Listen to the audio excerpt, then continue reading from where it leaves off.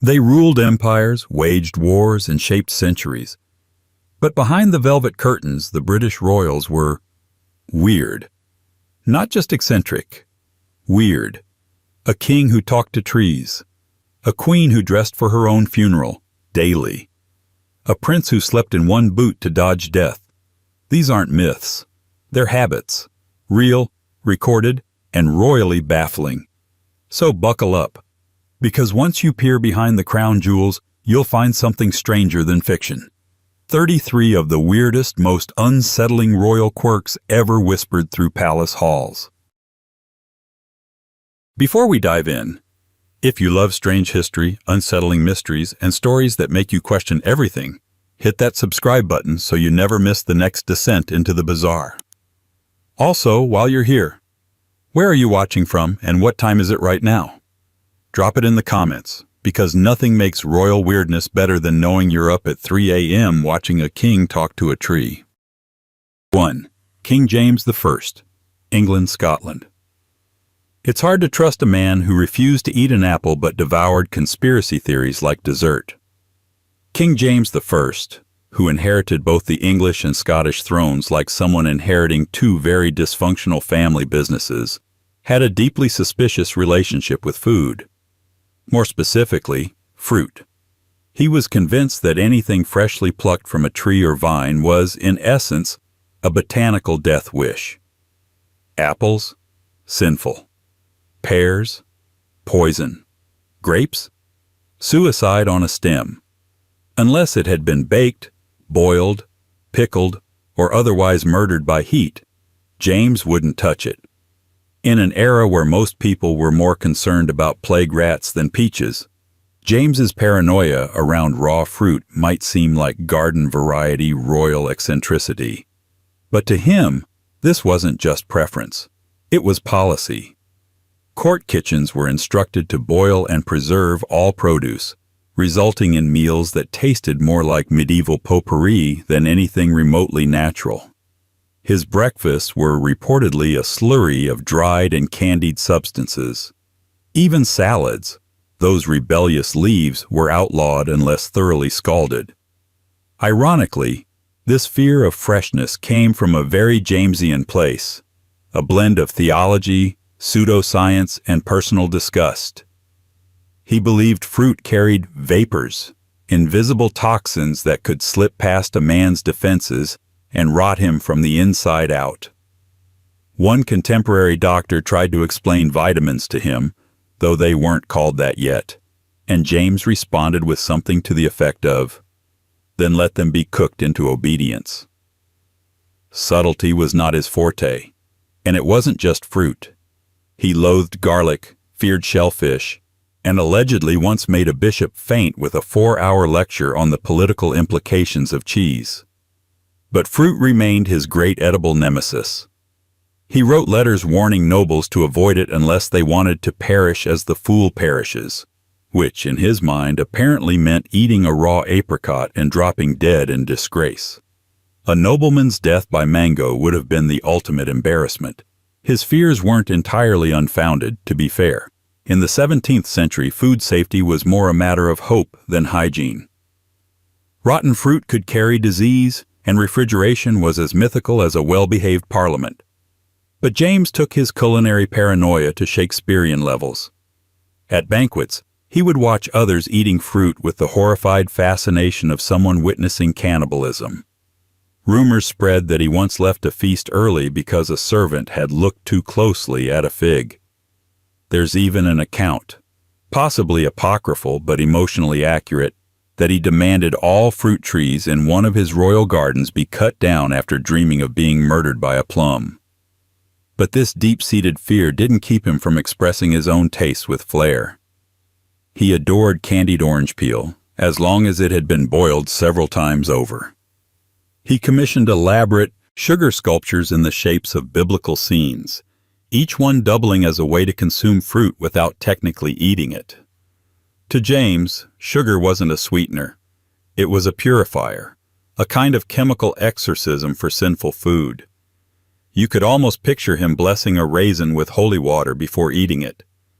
His obsession with culinary control mirrored his larger view of the world: order, hierarchy, purification.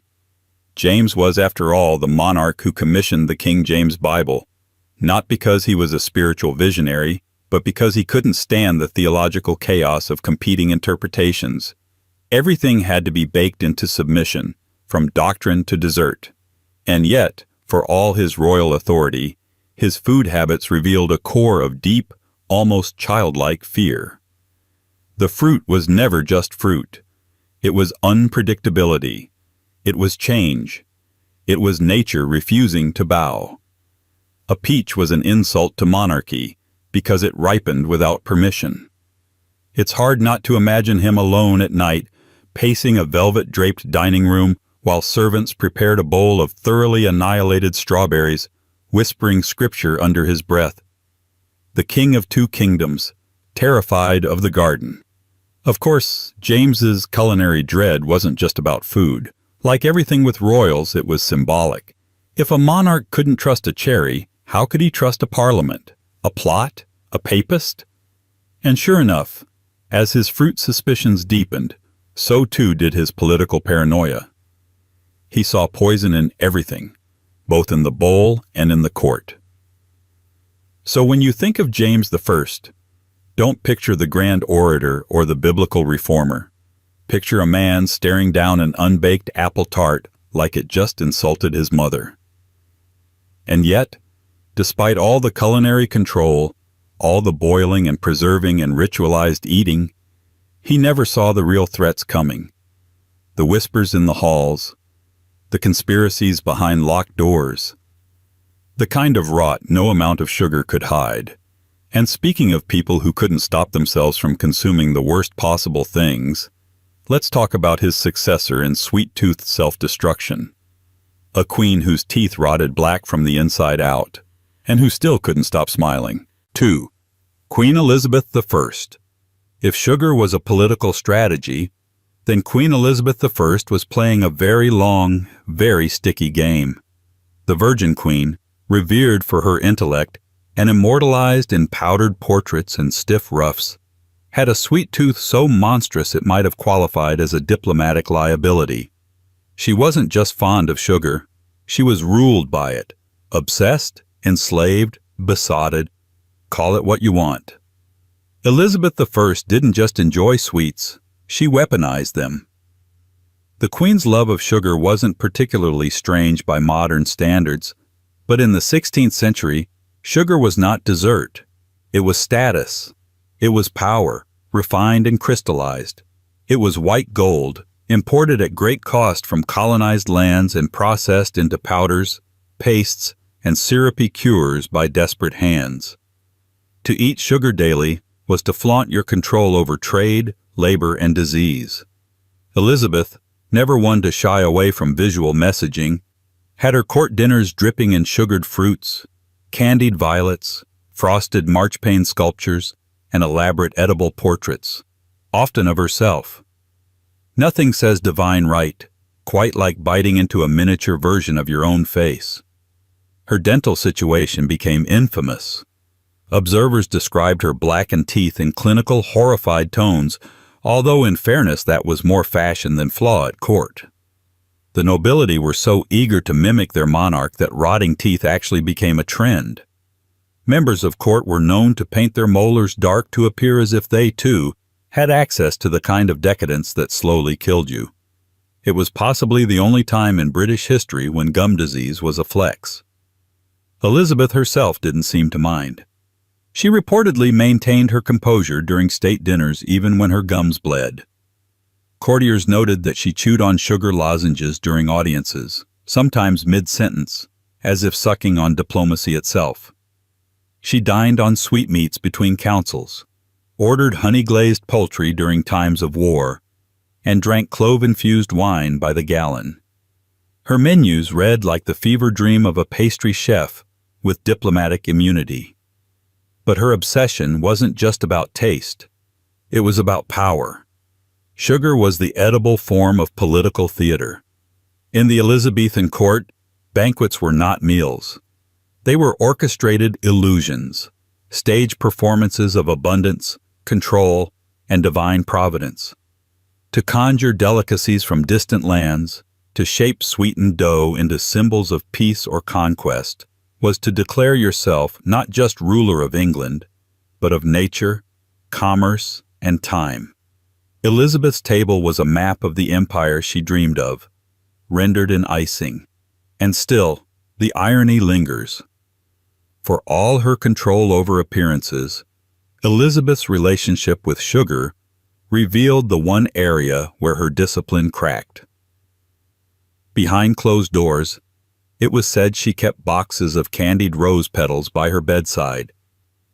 She reportedly requested preserved cherries even in winter when acquiring them required enormous effort and cost. One servant, with unfortunate candor, noted that she once flew into a fury when a shipment of marzipan failed to arrive on time, refusing to hold court until it was found. It wasn't just desserts. Elizabeth was known to have sugar added to meat dishes, sauces, even medicinal tonics. When her physicians warned her of its effects on her health, admittedly without the full modern understanding of diabetes, but still concerned, she dismissed them. "God will sweeten what man cannot," she supposedly quipped. It was a joke, but only barely. For a woman who reigned by myth and miracle, the idea that divine favor would neutralize tooth decay felt almost plausible. Some scholars argue that Elizabeth's sugar fixation was a form of comfort, an anchor in the chaos of political life. Unlike her ever-plotting counselors or her suitor-spamming inbox, sugar was predictable. It behaved. It obeyed. It gave her what no advisor could: certainty, pleasure, and the illusion of immortality. And maybe that's why she clung to it so fiercely, even as her teeth blackened and her jaw ached. Sugar didn't betray. Not like people. There's something poetic, and not in the good way, about a monarch devouring the very substance that was slowly undoing her body from the inside. And yet, in Elizabeth's court, suffering in silence was its own kind of performance. Power was never meant to look effortless. It was meant to look earned, bruised, and flavored with sacrifice. Her darkened smile became part of the theater, a glittering, painful mask. She wasn't entirely unaware of the irony. When foreign ambassadors noted her appearance, she leaned into it. Rumors spread that she applied white lead to her face to match her teeth. Some believe she deliberately highlighted her decay as a kind of twisted vanity. Look what I can endure. She didn't hide the cost of sovereignty. She chewed it, swallowed it, and asked for seconds. And so, as Elizabeth I ruled an empire with sugar-stained gloves and a sugar-rotted smile, one wonders, did she know she was devouring herself in the name of image? Probably. Did she care? Doubtful. She was too busy commanding storms, executing traitors, and ordering the next shipment of candied violets from Venice. Still, as her legacy hardened into legend, so too did her appetite, sweet, persistent, and quietly tragic. Because what's more Elizabethan than taking your vices and turning them into symbols of authority? And speaking of royals whose appetites defied reason, let's meet a man who believed a bird in the oven was worth more than a crown on the head, especially if it had its feathers reattached after roasting. And while Queen Elizabeth I was consulting the stars, her father was demanding they choose his battles for him. Apparently, ruling an empire isn't complete without a horoscope. If you're enjoying this royal descent into the wonderfully unhinged, make sure to subscribe. We've only just begun peeling back the ermine-trimmed madness. Also, quick question. Where in the world are you watching from? And what time is it right now? Let me know in the comments. Because if you're listening to this at 2 a.m., you're officially in the right headspace. 3. King Henry VIII. If Henry VIII had been born in a more modest century, he might have ended up as a competitive eater or the star of an overly indulgent cooking show. But alas, He was born into monarchy. So instead of stuffing his face in private, he did it on gilded plates, in candlelit halls, with an orchestra playing while entire villages watched.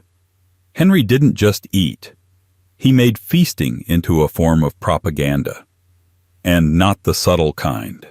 We're talking grand parades of roasted animals, sculptures made entirely of butter, pies hiding live birds. Yes, the nursery rhyme is probably based on him. And dinners that went on for so long they had built-in intermissions. The man didn't consume food, he choreographed it. At the center of this culinary theater was his particular obsession: swans and peacocks. Not merely cooked, but paraded, plucked, roasted, and then, like some Renaissance Frankenstein, redressed in their own feathers for maximum flair. These weren't meals. They were pageants. The kitchen would stitch the cooked bird's plumage back onto its body so it appeared alive again, resplendent in shimmering blue and white, sitting on a golden tray under chandeliers. Imagine an entire feast where the meat stares back at you, beautifully dead and theatrically defiant. For Henry, this wasn't morbid, it was majestic. And it didn't stop with birds. His banquets were notorious for featuring exotic meats, from boar to porpoise to the occasional stuffed cygnet. Records from court kitchens read less like a grocery list and more like a medieval zoo. One celebration, held for the birth of his son Edward, included over 2,000 dishes. A logistical nightmare, but a political masterstroke. Henry believed that fullness equaled strength. A well-fed court was a loyal court. An overfed court was a fearful one. There was symbolism in every bite. Peacocks represented vanity and majesty. Swans were purity and divine rule. Boars were brute power. These weren't just animals, they were edible metaphors for Henry himself. Beautiful, dangerous, and nearly impossible to digest. He didn't need propaganda posters. He had a dining room. Yet behind all the excess, there was a frantic kind of insecurity. Henry's endless appetite wasn't just for food, it was for legacy, power, permanence. He feared being forgotten almost as much as he feared being defied. Every banquet, every roast swan was a statement. I am here, I am glorious, and I will not be ignored. His weight, which ballooned in his later years, became its own kind of royal symbol. Unofficial, but unavoidable. He had to be hoisted onto horseback with mechanical lifts. He built extra-wide thrones. Even his suits of armor began to resemble kettle drums. He wasn't shrinking from view, he was expanding into legend. Even his kitchens were part of the myth-making. Hampton Court employed over 200 cooks, working round-the-clock shifts to keep the endless feasts going. Special pipes were installed to transport wine directly from the cellar to the banquet halls. Early plumbing with royal priorities. It wasn't a household. It was a gastronomic war machine. And perhaps most ironically of all, Henry's feasts often served as the backdrop for his darkest decisions. He announced annulments between courses, signed death warrants after dessert, toasted betrayals with imported wine. While his court gorged on spectacle, he quietly reshaped the English monarchy into something entirely new, absolutist, terrifying, and utterly dependent on his whims. The dining table was not separate from the throne. It was the throne. But maybe the strangest thing of all was how completely the court adapted to this absurd rhythm. Servants trained in synchronized carving. Musicians learned to modulate their playing based on digestion. Dishes were paraded in like royalty themselves, each one with a meaning, a purpose, a role to play in Henry's theater of consumption. So the next time you see a peacock, imagine it plucked, roasted, refeathered, and placed on a silver platter, carried into a hall echoing with music and ambition.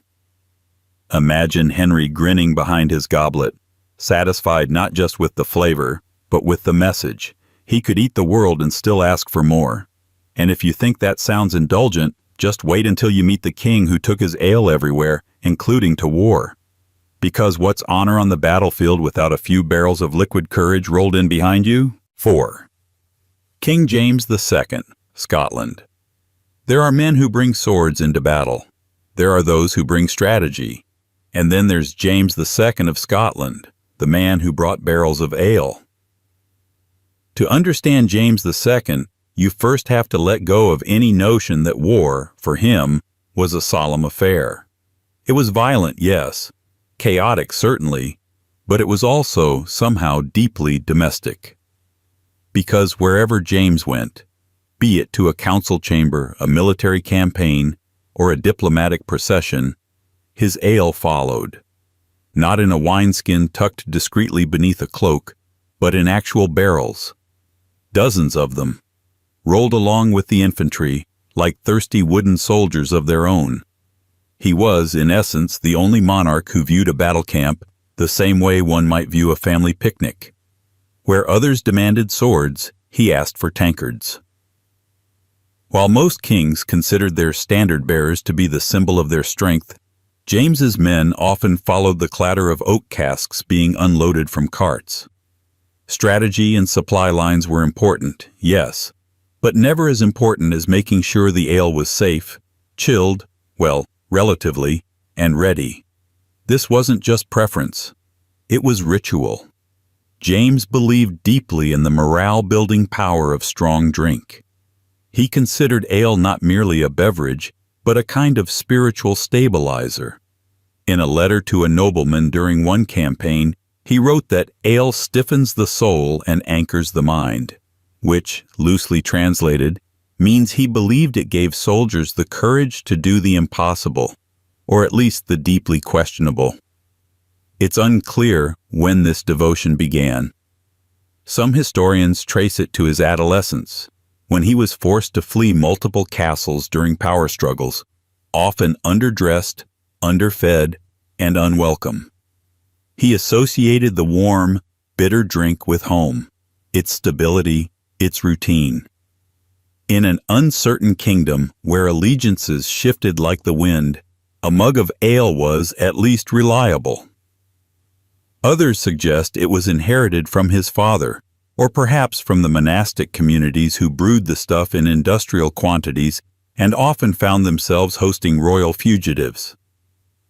Either way, by the time James came into full authority, his preference had hardened into something more profound, a lifestyle. He funded royal breweries and kept personal ale masters. His private chambers reportedly smelled more like a tavern than a throne room.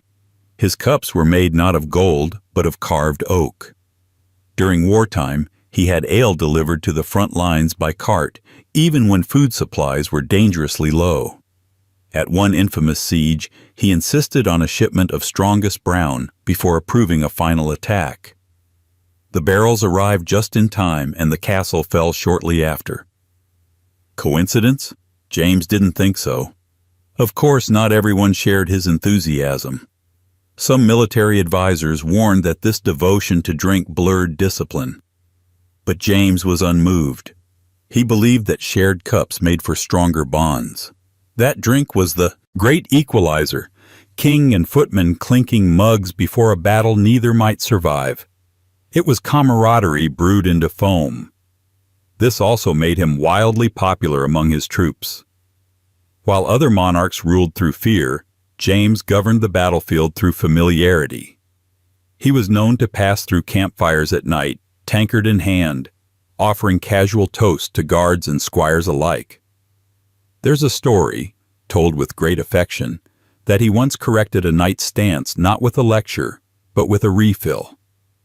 But behind the ale-soaked joviality was a king under siege, politically, emotionally, sometimes literally. He ruled a Scotland still reeling from instability, civil strife, and feuding clans. The ale was more than a drink. It was a psychological moat, separating James from the weight of his duties. Every mug poured was a buffer against betrayal. Every toast was a delay tactic. There's something deeply human in that, this strange blend of comfort, power, and self-medication. Where others buried their fears in prayer or conquest, James soaked his in hops and barley. And yet, for all his loyalty to ale, he never let it dull his instinct. He could be brutal when cornered, strategic when challenged, and, perhaps most impressively, charmingly coherent, even after what witnesses called a rather unreasonable amount of liquid optimism. James II didn't just march with barrels. He ruled with them. His reign was a procession of loyalty lubricated by drink, camaraderie served in oak, and decisions fermented under pressure. And if you think inhaling barrel-aged courage before breakfast is unusual, just wait until you meet the queen who made every meal a race. A monarch who believed that if you couldn't eat fast, you didn't deserve to eat at all. 5. Queen Victoria. Queen Victoria didn't eat meals. She dispatched them, ruthlessly, efficiently, with all the romance of a military drill and the timing of a stopwatch. At first glance, this may seem like a minor quirk, just another royal eccentricity in a sea of powdered wigs and perfumed paranoia.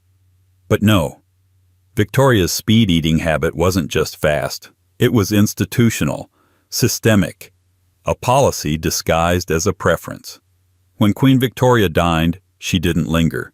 She consumed. And when she was done, so were you, literally. According to long-standing royal protocol, the moment the monarch put down her fork, the course was considered finished, regardless of whether the rest of the table had even started. This wasn't metaphor, it was law.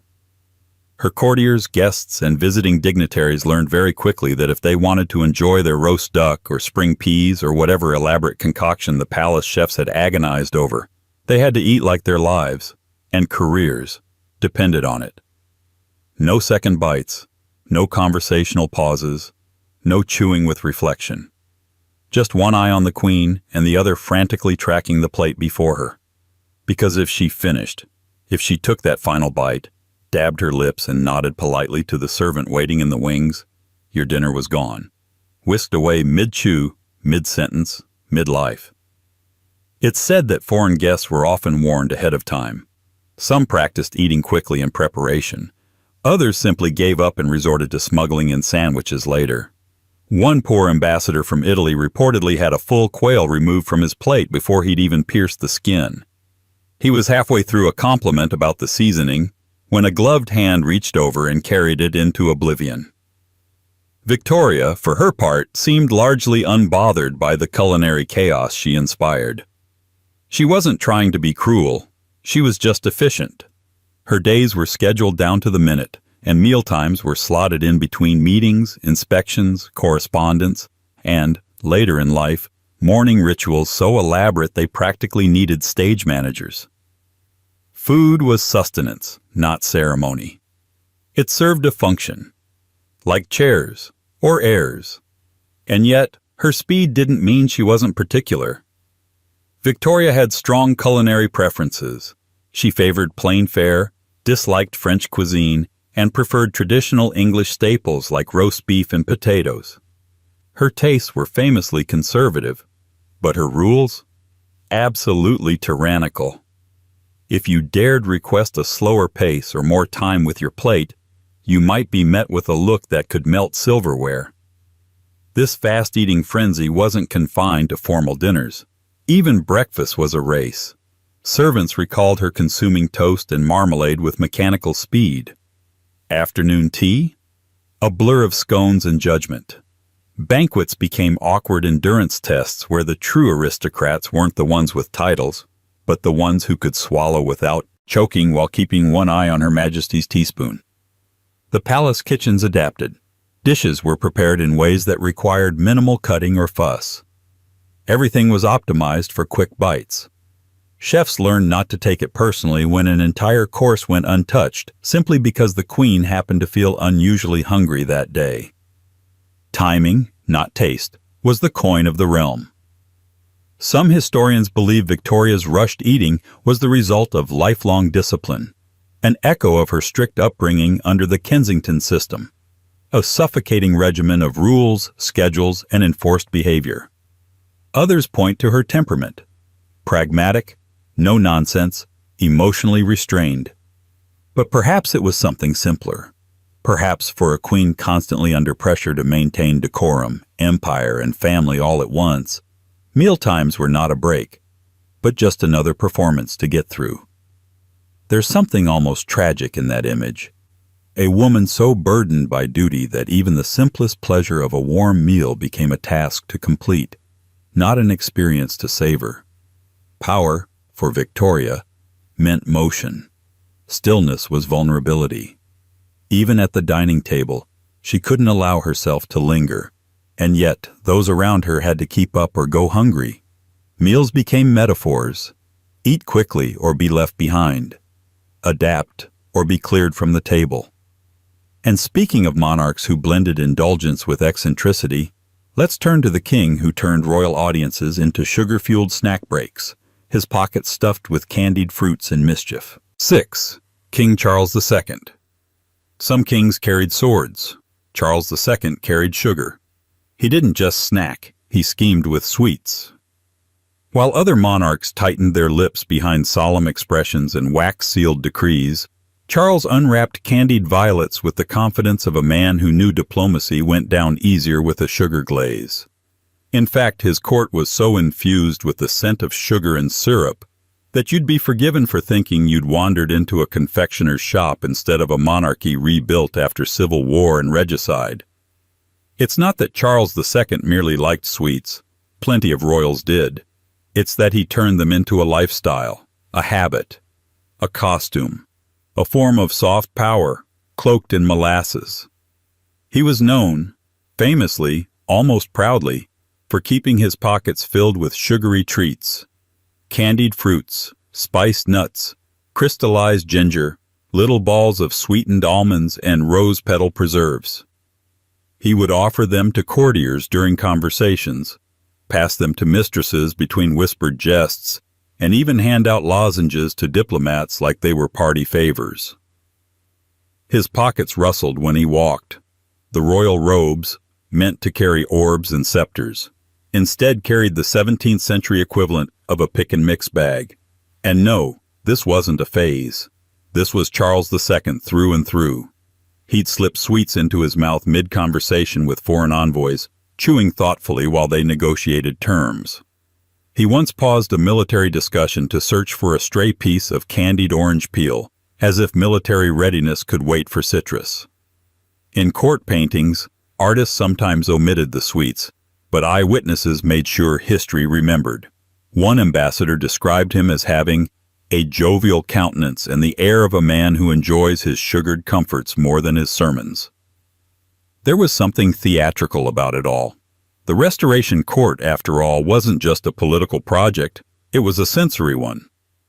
After years of Puritan rule and the stern gray purgatory of Oliver Cromwell's regime, Charles's return to the throne felt like England inhaling for the first time in a decade.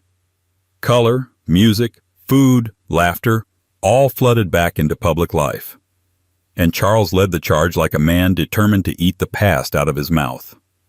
His love of sugar wasn't just symbolic, it was cultural repair. He restocked royal banquets with foreign confections. He encouraged trade with exotic sugar-producing colonies. He brought French pastry chefs to England and gave them royal patronage. Sugar was empire in granular form, and Charles knew how to wield it. But like many indulgent habits, there was a darker edge. His reliance on sweets mirrored his deeper struggle with moderation. Charles ruled with charm, not strictness, with indulgence, not denial. And while that made him a beloved figure to many, it also made him a frustrating one to his advisors, who often found themselves negotiating not just politics, but the whims of a monarch with a mouth full of candied plums. He was not a king of restraint. He was a king of appetite. Whether for luxury, affection, or Turkish delight, he believed in abundance. And yet, unlike some of his more tyrannical predecessors, Charles wielded his indulgences like tools of soft power. People let their guard down around a man who smiled through stickiness. He could disarm a room with a joke, a gift, and a fig dipped in honey. It was charm weaponized, and it worked. Servants reported that royal pockets had to be regularly cleaned to remove the sticky residue of forgotten sweets. At least once it caused a scandal when a court document was found smudged with syrup. He laughed it off, of course. Everything about Charles II was built on a philosophy of why not? Why not enjoy yourself? Why not lighten the mood? Why not keep a sugar stash in your coat during matters of state? Still, even charm curdles with time. Toward the end of his reign, whispers began about excessive spending, about court corruption, about the dangers of a monarch more interested in confections than constitutions. His sweet tooth, once endearing, began to look like a symptom. Was the sugar masking something? Boredom? Bitterness? Regret? Or was it simply who he was all along? A man unwilling to accept that kingship need be austere. Either way, it left a legacy. Charles II wasn't the king who rebuilt a nation through force. He did it through flavor, through laughter, through soft fingers slipping sugared almonds into the hands of those he wished to win over. And speaking of unusual breakfast habits and liquid comforts, let's meet a queen who believed water was far too suspicious to drink, especially before noon. Ale, on the other hand, perfectly reasonable, even at breakfast. 7. Mary, Queen of Scots. For Mary, Queen of Scots, breakfast wasn't just the most important meal of the day. It was an act of cautious survival. And in her mind, there was only one beverage fit for such an occasion. Ale. Yes, you read that correctly. While most people associate breakfast with tea, coffee, or perhaps the occasional celebratory mimosa, Mary began her mornings with a generous mug of strong Scottish ale, not watered-down table beer, not a polite sip from a pewter cup, a full, hearty draught, sometimes two. It wasn't indulgence, it was strategy.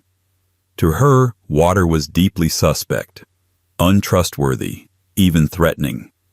She called it dangerous, a word she used sparingly but with great conviction. And she wasn't entirely alone in this belief. In the 16th century Europe, clean drinking water was an elusive luxury. Rivers were tainted, wells were inconsistent, and indoor plumbing was centuries away from being anything more than a leaking hope. But even within that context, Mary's rejection of water stood out. She didn't just avoid it, she condemned it. She actively chose fermentation over filtration. Ale, she believed, had been proven by fire. Brewed, boiled, and blessed by time and heat, it was cleaner, safer, and, perhaps most importantly, less likely to kill her. In a court full of whispering nobles, questionable alliances, and a historical track record of assassinations disguised as stomach aches, Mary's logic had a certain grim elegance. You can't poison someone through water if they never drink it. Her devotion to ale wasn't limited to morning rituals. It was woven into her daily routine.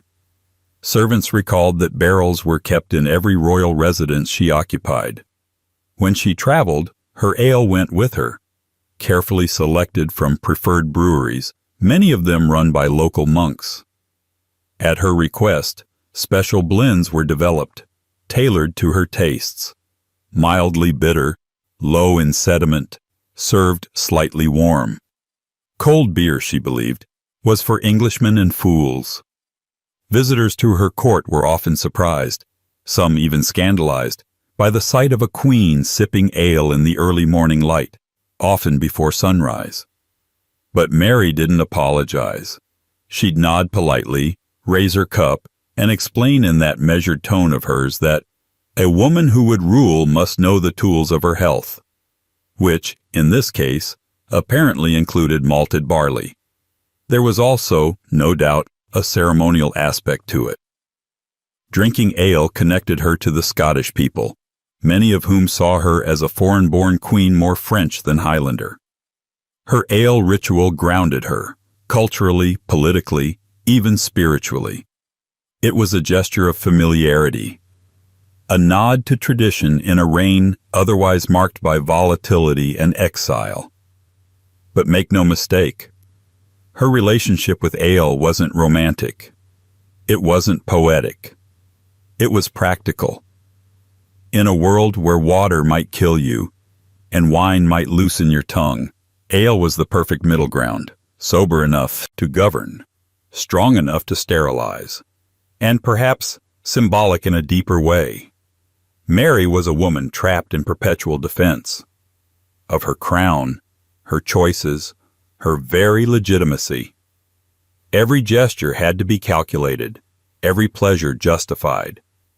The ale wasn't just a drink, it was a statement. I will not be undone by what others swallow without thinking. Of course, her critics found ways to weaponize even this. Rumors spread that her dependence on ale made her brash, made her weak, made her too masculine in behavior. As always, a powerful woman with habits outside the narrow script was seen as dangerous, not because she was indulgent, but because she refused to apologize. Mary never tried to explain herself. She simply kept drinking. And as we shift from a queen who trusted only in fermented grains to a monarch who trusted no one, including his own stomach, you'll meet a man whose dinners were not acts of nourishment, but extravagant declarations. Because when one banquet isn't enough, why not order 3? 8. King George IV. If gluttony could wear a crown, it would look suspiciously like George IV. While many royals have indulged, George made it an art form, a spectacle, a national concern. He didn't simply eat to live, nor live to eat. He consumed like a man trying to fill an existential void with gravy. Meals weren't meals. They were operas, dramatic, bloated, costumed, and always far too long. Officially, George IV began his reign as a king. Unofficially, he was already infamous as the Prince of Excess. His daily routine often included several multi-course meals, all rich, all elaborate, and all staggeringly unnecessary. Breakfast might start late but would drag on for hours. By noon, he'd be mulling over lunch menus. And by dinner? The table groaned under the weight of it all. He didn't just order one dinner.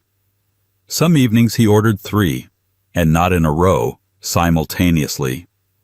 One might be French-inspired, with truffled game and sauces so dense they had their own gravitational pull.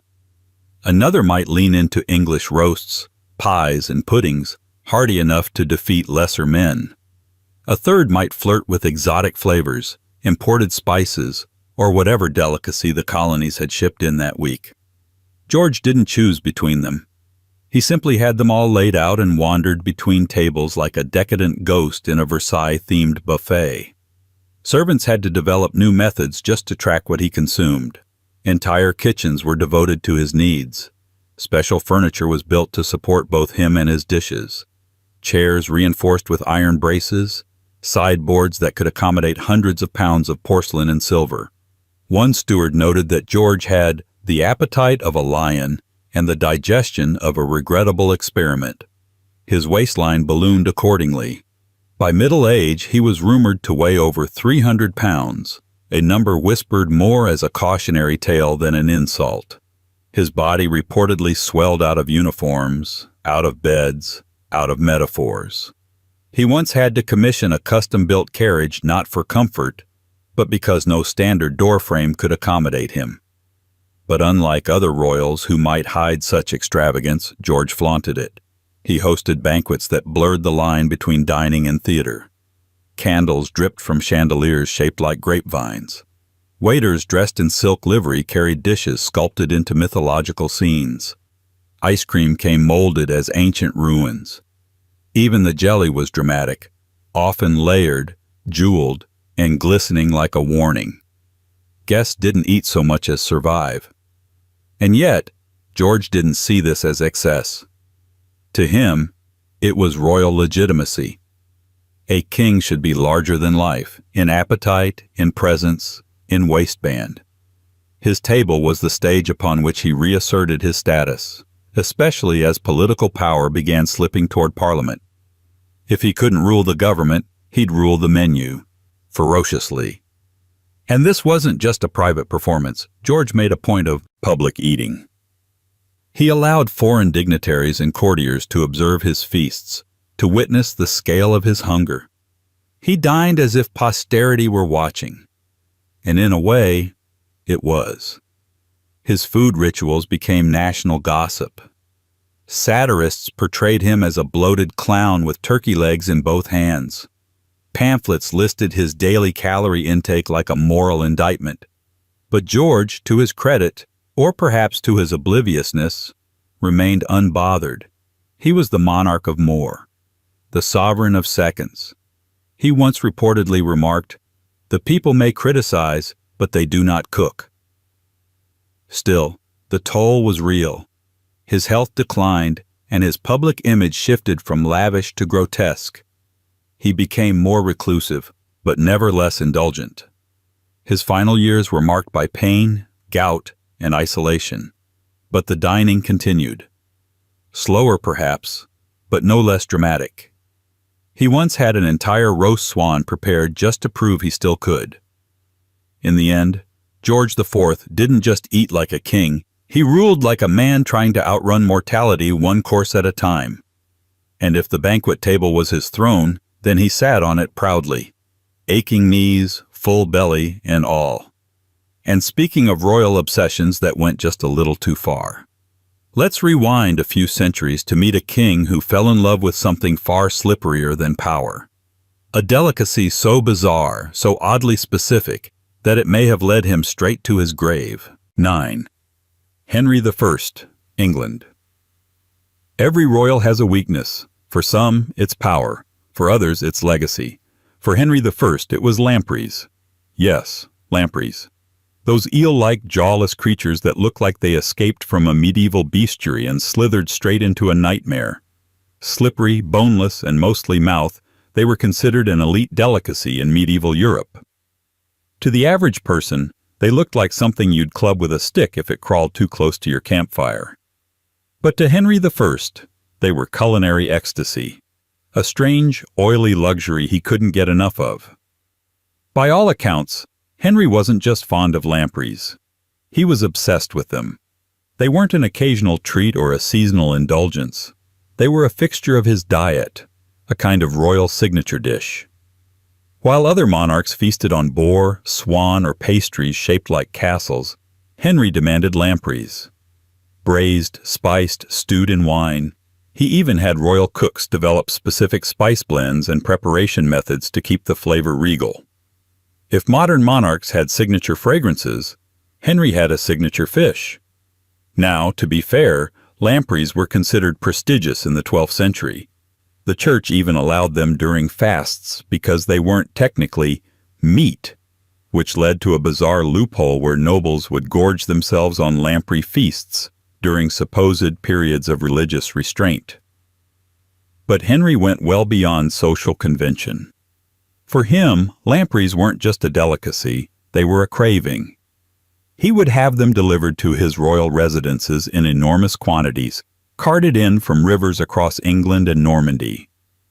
Chroniclers mention entire shipments of lampreys being delayed due to weather, followed by royal fury when the supply ran low. His cooks became specialists in preparing them, and some were knighted purely on the strength of their kitchen skills. One court scribe even claimed Henry had dreams in which lampreys spoke to him, though historians generously file that under metaphor. Probably. The obsession became so pronounced that it developed its own mythology. When Henry visited a new town, local nobles would rush to provide him with fresh lampreys as a gesture of loyalty. Cities near rivers tried to brand themselves as lamprey capitals. The fish became currency in courtly favor. It was a royal delicacy, yes, but also a bizarre form of diplomacy. And then, one winter evening in 1135, the lampreys may have finally claimed their king.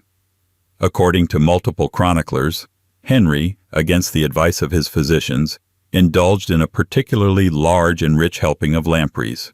They warned him not to. He did it anyway. Whether out of habit, stubbornness, or sheer delight, he consumed what was later described as a surfeit of lampreys. Shortly afterward, he fell ill. Some accounts say he died within days. Others suggest a slower decline. Either way, the consensus remains oddly specific.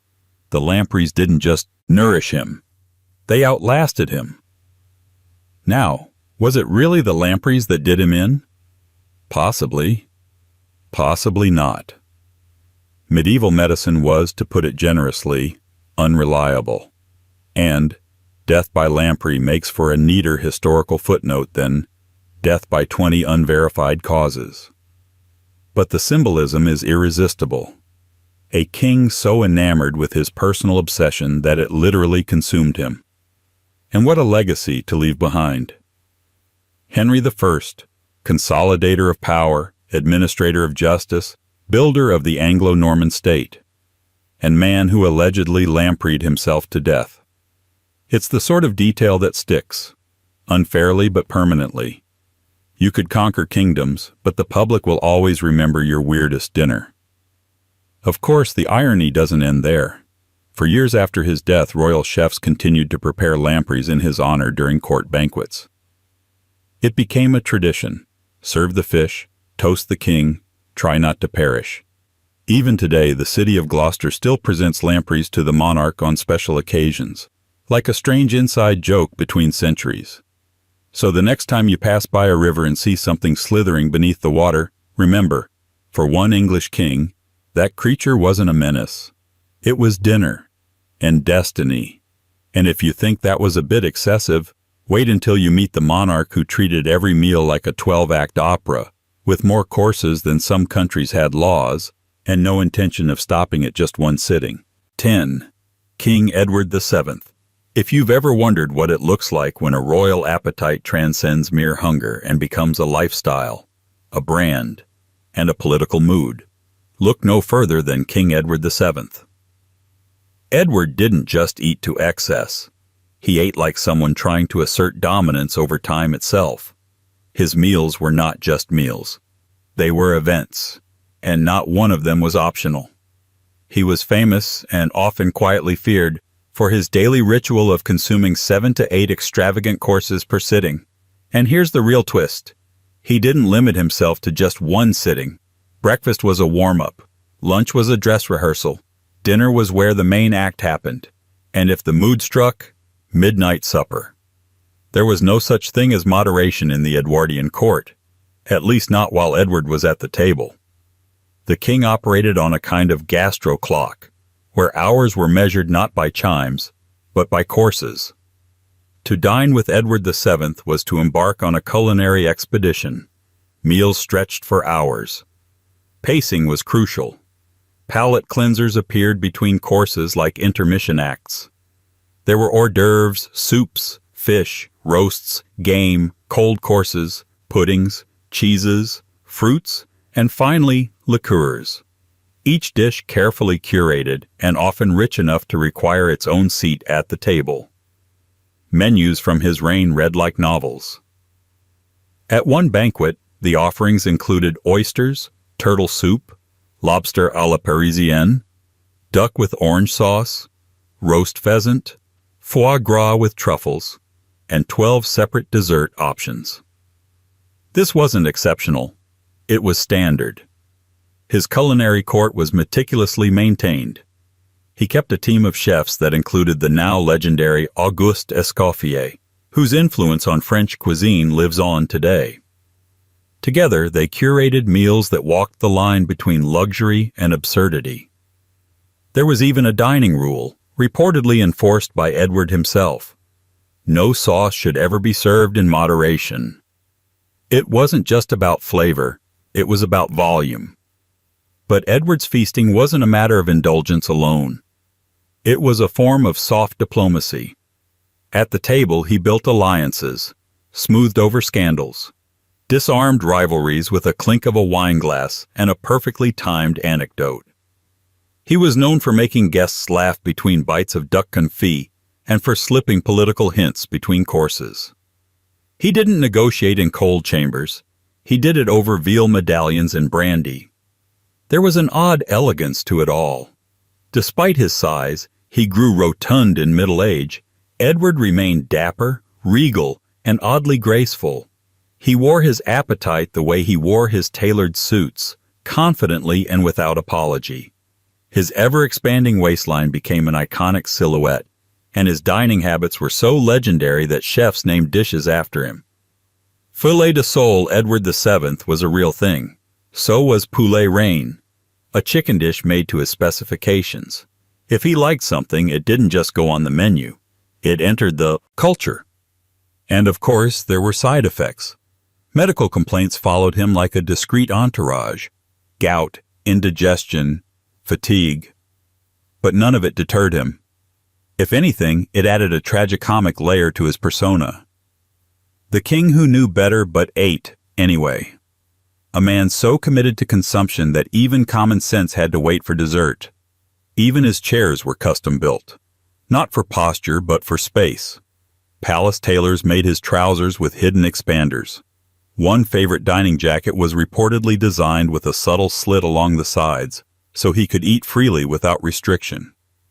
No metaphor needed. But underneath the opulence was something sharper. Edward VII lived much of his life in waiting, decades spent as the heir to Queen Victoria's never-ending reign. By the time he became king, he was already 59. He knew his rule would be short, and so he lived accordingly, at full tilt. Every meal, every toast, every cigar afterward was seized with the urgency of someone who'd waited too long and didn't plan to wait again.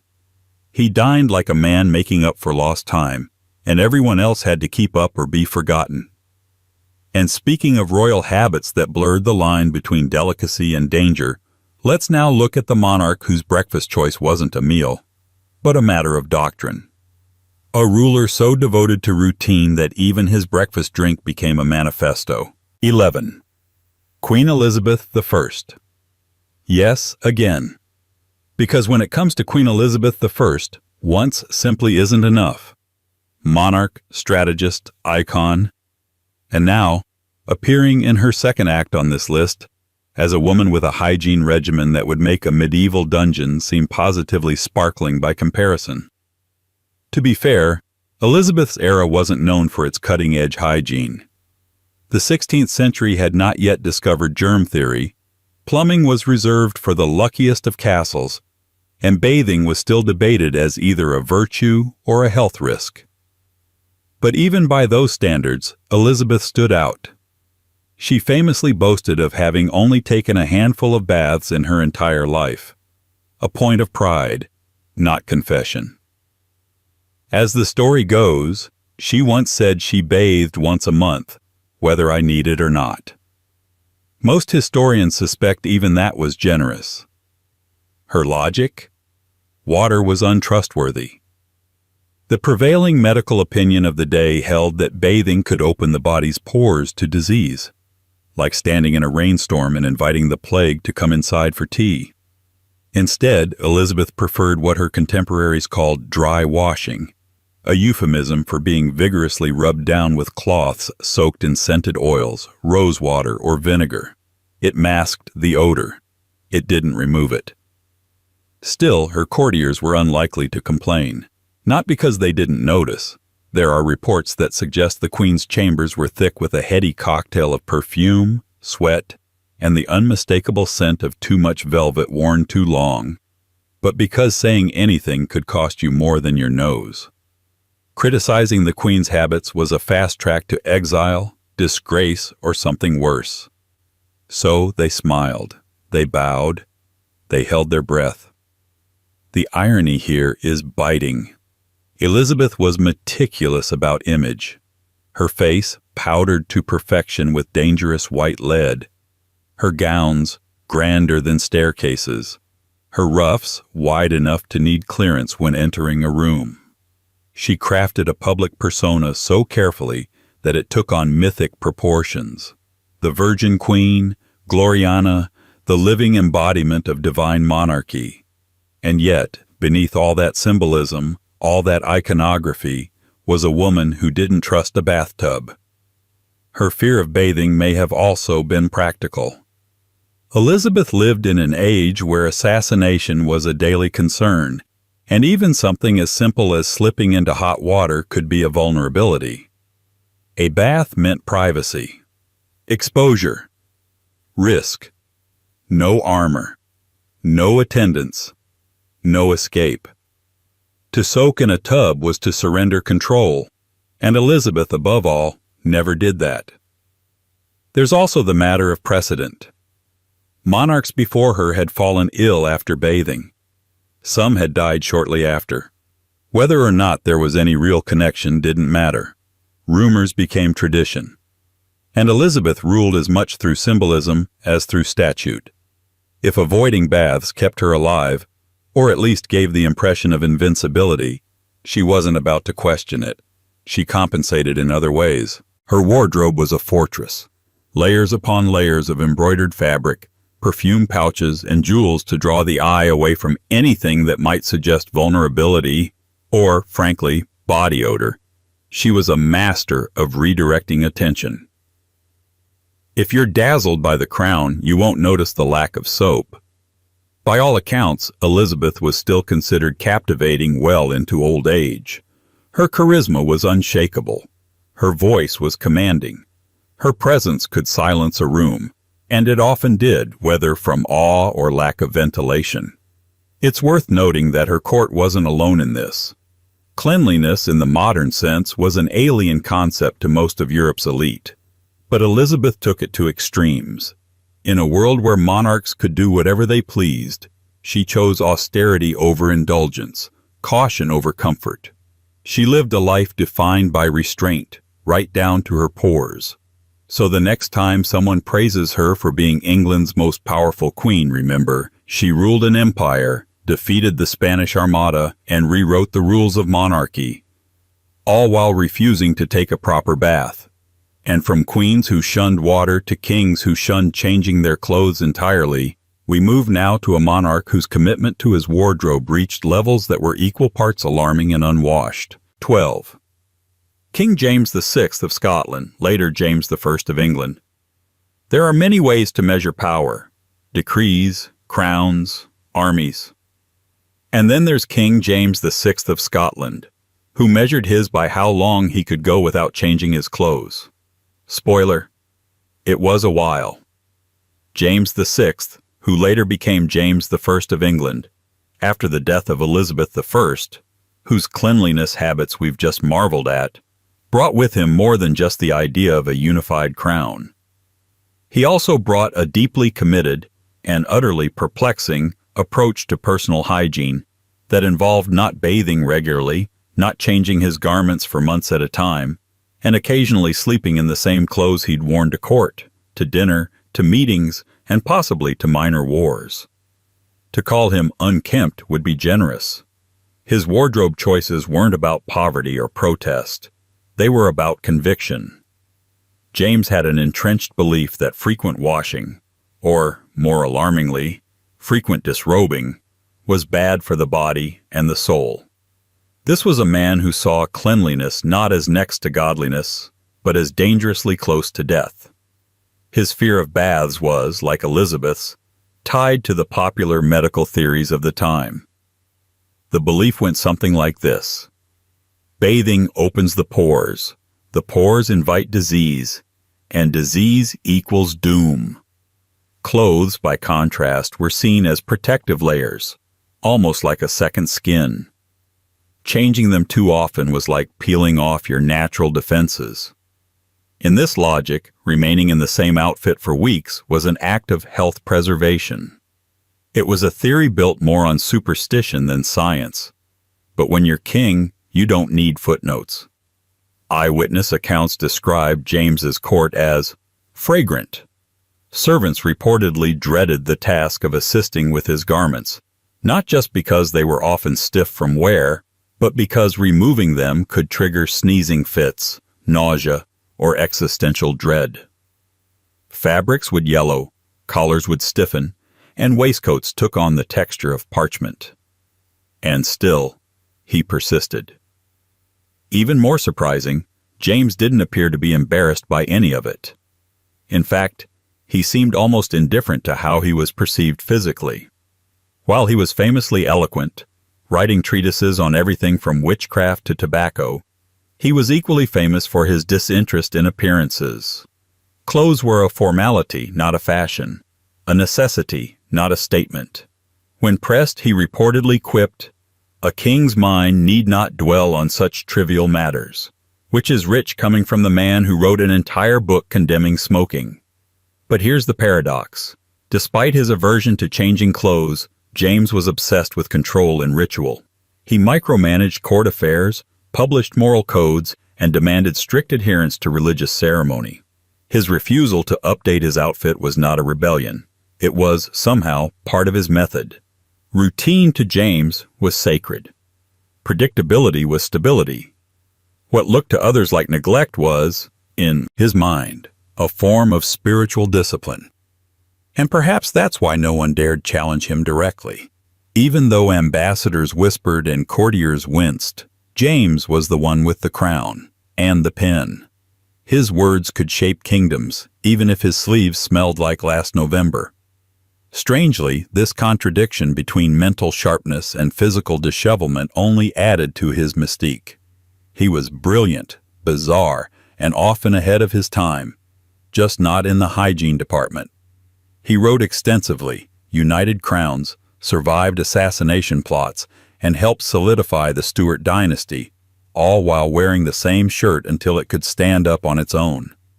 And yet, for all his intellectual achievements, what remains in many records is the detail of his rumpled doublet and his reluctance to part with a favorite coat.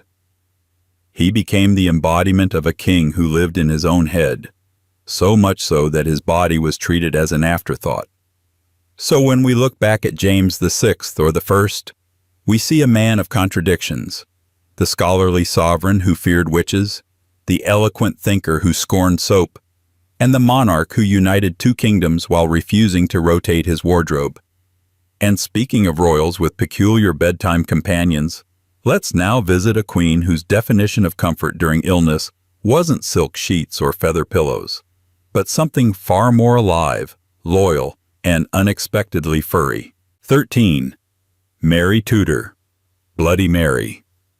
History remembers Mary I of England by her sobriquet, Bloody Mary, a name soaked in political violence and religious fire. But less remembered, and equally curious in its own quiet way, was her steadfast devotion to one of the most unusual royal comfort objects imaginable, her dogs. Specifically, the fact that she shared her bed with them. Routinely, obsessively, sometimes even when she was gravely ill. To be clear, dogs in royal courts were nothing new. Monarchs have always had pets, symbols of status, affection, and occasionally taxidermy projects in the making. But Mary's bond with her canines wasn't performative or symbolic. It was deeply personal. Her dogs weren't palace accessories. They were family. And she didn't just keep them in her chambers, she slept beside them, every night. No matter the season, no matter her health, and no matter what the royal physicians said about it, which for the record was, "Please stop." At the height of her reign, Mary's bedchamber wasn't just the private quarters of a sovereign. It was a full-time kennel. Small spaniels and lapdogs were her preferred companions, and she kept multiple. They were brushed, perfumed, and swaddled in silk-lined bedding. Some were known by name at court. One was famously brought to her wedding procession, nestled in a velvet cushion. Another, historians claim, once bit a foreign ambassador and was then rewarded with extra treats. Because of course it was. Mary's canine closeness escalated particularly during times of personal distress. When she was ill, whether with fever, grief, or one of her mysterious phantom pregnancies, she insisted on having her dogs in bed with her. Not at the foot of the bed. Not nearby. With her. Nestled beneath the covers, sometimes under her arms, occasionally pressed close to her chest. Physicians objected. Courtiers whispered. But Mary refused to part with them. To understand this attachment, you need to look at the rest of her life. Mary's childhood was filled with betrayal and rejection. Her mother, Catherine of Aragon, was cast aside by Henry VIII. Mary was declared illegitimate, cut from the line of succession, and subjected to humiliations that would have broken most people by age 15. Her adolescence was a blur of political instability and psychological isolation. In a world of backstabbing advisors and conditional affections, dogs, predictable, loyal, non-political dogs, were the only comfort she could count on. So when she finally took the throne, it was as a woman already emotionally scarred. Her marriage to Philip of Spain was more strategic than romantic. Her reign was embattled from the start, and when her body failed to produce an heir, a deep personal shame she carried in silence, her dogs were the only ones allowed close enough to hear her sigh. This was not eccentricity for the sake of court gossip. It was emotional survival. Mary's dogs were her retreat, her warmth, her security blanket wrapped in fur. Even when she was bedridden, battling illness, she clung to them as though they might anchor her to life itself. And for a while, maybe they did. Her physicians, naturally, hated it. They cited concerns about hygiene, about heat, about the corrupt vapors released by animals sharing confined air. They recommended her dogs be kept outside the bedroom. She dismissed them with a glare. One courtier recalled that suggesting she sleep without her dogs earned him the Queen's disfavor, which did not lift for some weeks. The man was lucky to keep his position. What makes this detail all the more haunting is its contrast with her public image. To the outside world, Mary was severe, cold, iron-willed, a queen defined by fire and martyrdom. But behind the curtain, under the heavy Tudor covers, lay a woman curled up beside a spaniel, listening to its breath, seeking comfort in the quiet, unconditional companionship that no courtier, bishop, or king could offer her. There is something profoundly human, tragically so, about that image. A queen made monstrous by history, remembered for executions and religious zeal, who fell asleep each night surrounded not by gold or titles, but by the soft weight of sleeping animals. And if that image isn't strange enough, we now turn to her contemporary, a king so determined in his devotions that he practically made cleanliness illegal by example. A monarch whose faith may have been deep, but whose soap stayed suspiciously untouched. 14. King Henry VI. Some kings were warriors, some were politicians. Henry VI was neither. He was something else entirely, a monkish soul trapped in a crown, a man whose deepest commitment wasn't to war, power, or even governance, but to piety, unflinching, uncomfortable, and at times profoundly unhygienic piety. Henry VI is remembered, when he's remembered at all, as the quiet king. Quiet in temperament, quiet in action, and unfortunately, quietly offensive in scent. Because while other monarchs occasionally skipped baths due to superstition or schedule, Henry seemed to skip them out of principle. He believed that cleanliness, particularly bodily cleanliness, was a distraction from the spiritual life, a form of vanity, an indulgence. In other words, the dirtier the soul felt, the more righteous he believed it became. He didn't just neglect bathing, he almost avoided it. His attendants, many of whom were used to the rigorous grooming expectations of the medieval court, were appalled. Not just because their king wasn't adhering to the standards of noble hygiene, but because he didn't seem to notice or care that anyone else might mind. Servants recorded that his linens had to be changed more often than his robes, simply because the clothes remained on for long stretches.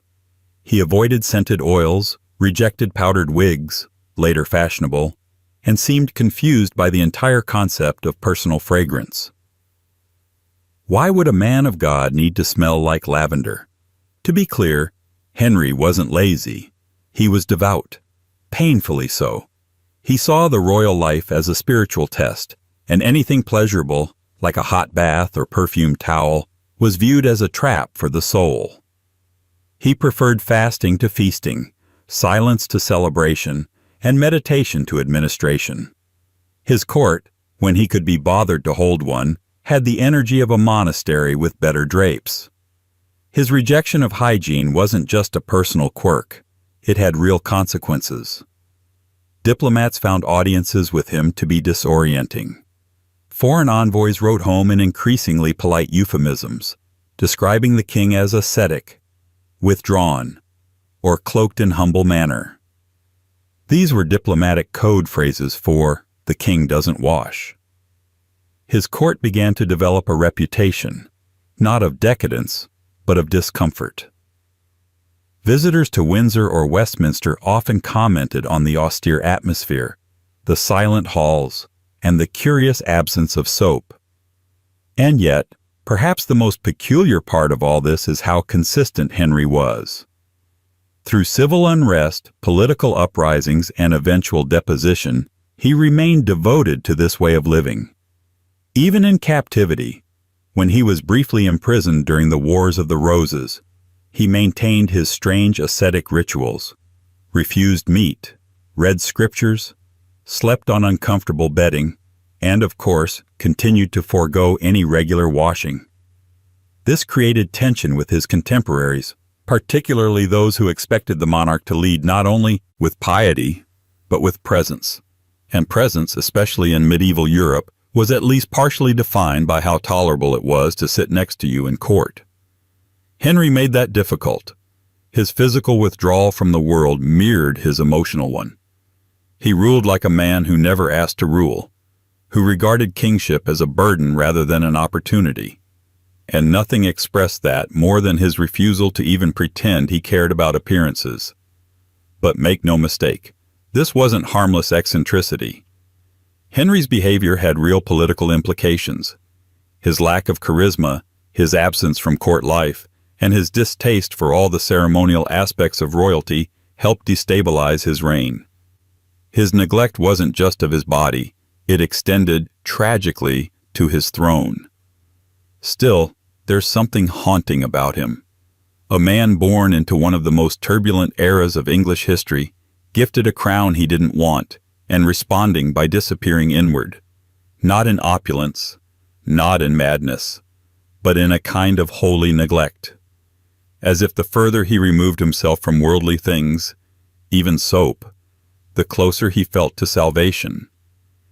And speaking of monarchs with unsettling interests and even more unsettling routines, let's visit a king whose skincare routine included balms taken from corpses, because apparently nothing says divine right like borrowing your glow from the grave. 15. King Charles II. If there were ever a monarch who understood the importance of performance, it was Charles II. Known as the Merry Monarch, he returned to the throne of England in 1660 like an actor arriving late to a play that had gone off script without him. With Cromwell's puritanical intermission finally over, Charles brought laughter, theater, fashion, and unapologetic flair back to royal life. But among his many eccentricities, his sweet tooth, his mistresses, his lavish court, one of his most peculiar habits was not public at all. He liked to watch corpses being dissected, and more than that, he liked to collect things from them. Charles was fascinated with medicine, particularly with anatomy, alchemy, and the half-baked science that passed for early modern healthcare. It wasn't enough for him to support physicians. He wanted to be one, or at least play one. He had a personal laboratory at Whitehall Palace filled with alembics, retorts, and jars of strange substances. He read medical texts, studied herbal lore, and kept an inner circle of apothecaries and surgeons. So far, still within the bounds of curious kingship. Monarchs have always dabbled in the sciences, particularly when the sciences made them feel more in control of their mortality. But Charles took it a step further. He would personally attend dissections.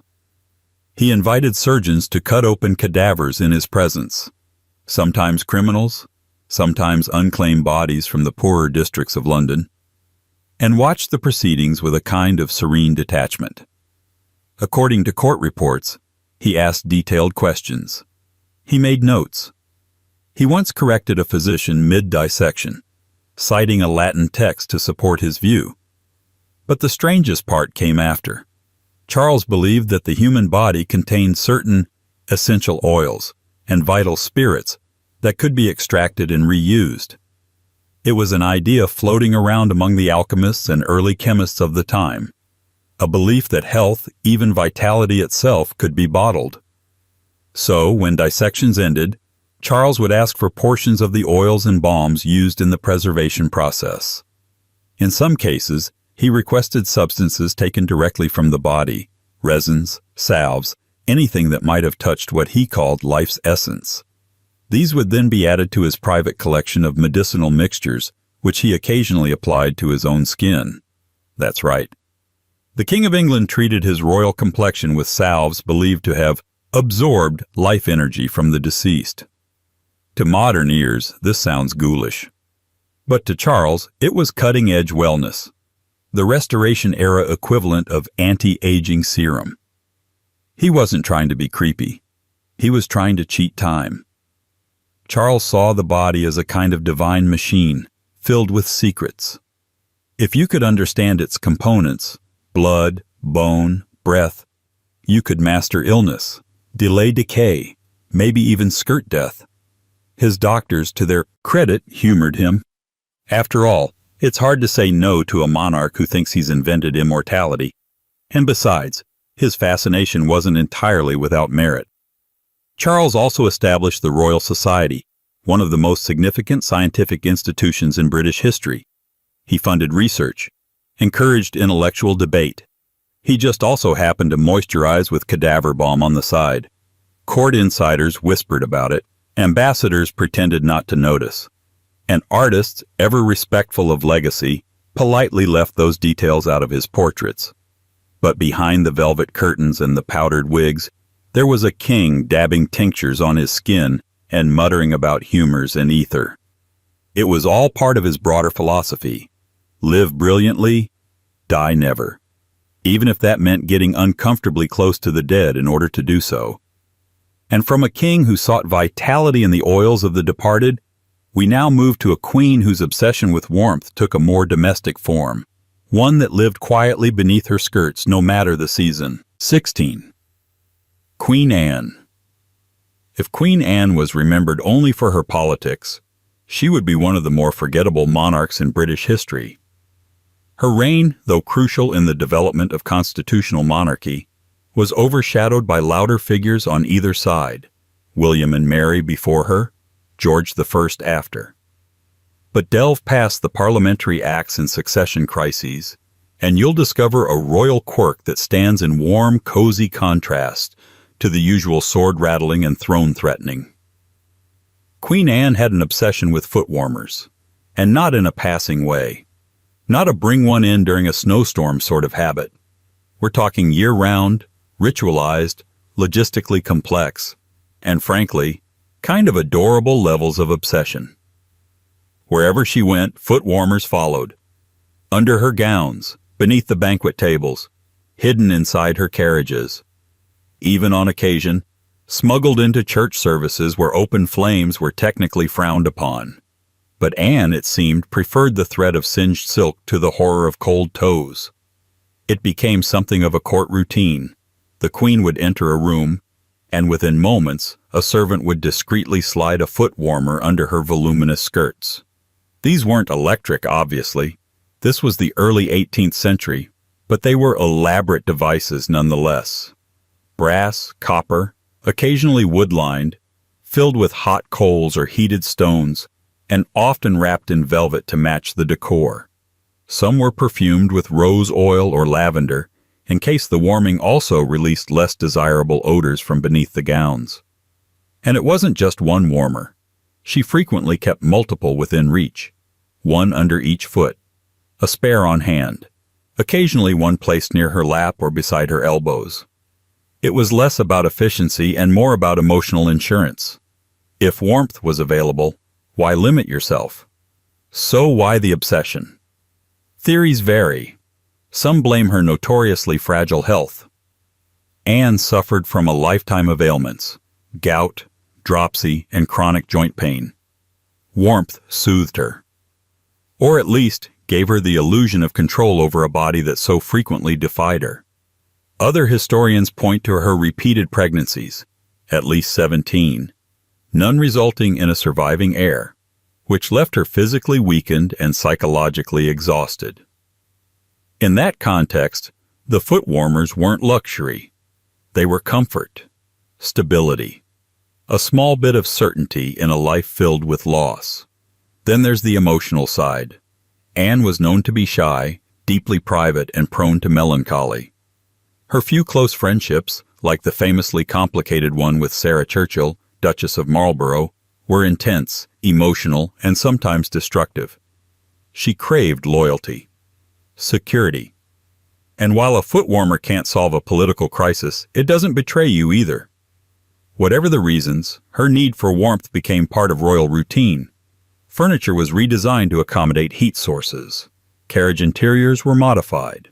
Court architects were even instructed to install fire vent channels beneath certain thrones and benches. Discreetly, of course. You couldn't have the Queen's desire for toasty feet become too obvious. Though, in reality, everyone knew. It was part of her image.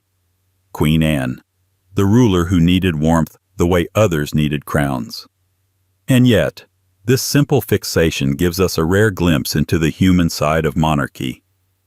Forget wars and parliaments. Imagine being a queen whose day genuinely started and ended with a servant checking the temperature of a copper box filled with stones.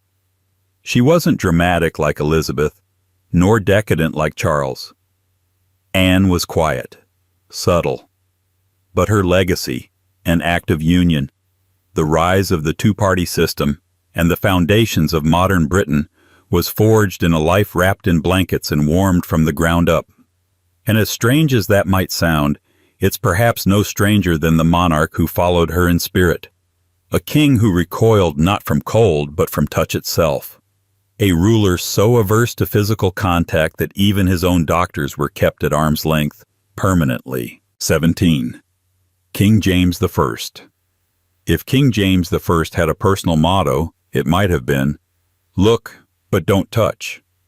Known for uniting the crowns of England and Scotland in 1603, James brought with him a towering intellect, a talent for scholarship, a flair for dramatic speech-making, and an unwavering, deeply personal rule. No one was allowed to touch him, not his courtiers, not his servants, not even his physicians. In a time when monarchs were accustomed to being groomed, dressed, and physically attended to by an army of hands, James stood apart as something of a paradox. He loved courtly ceremony, grand entrances, the pomp of being watched. But if you tried to get physically close, the party ended, quickly. Historians and biographers alike have struggled to pin down where this aversion came from. Some attribute it to a traumatic childhood. James was separated from his mother Mary, Queen of Scots, as a baby and raised under a strict, often isolating Scottish regency. Others believe it stemmed from his lifelong health problems, which included arthritis, weak limbs, and chronic digestive issues. But whatever the origin, the result was consistent. James did not want to be touched. Ever. This wasn't just personal preference, it was enforced policy. Attendants were trained to maintain physical distance. Courtiers were expected to bow, not approach. And the royal physicians?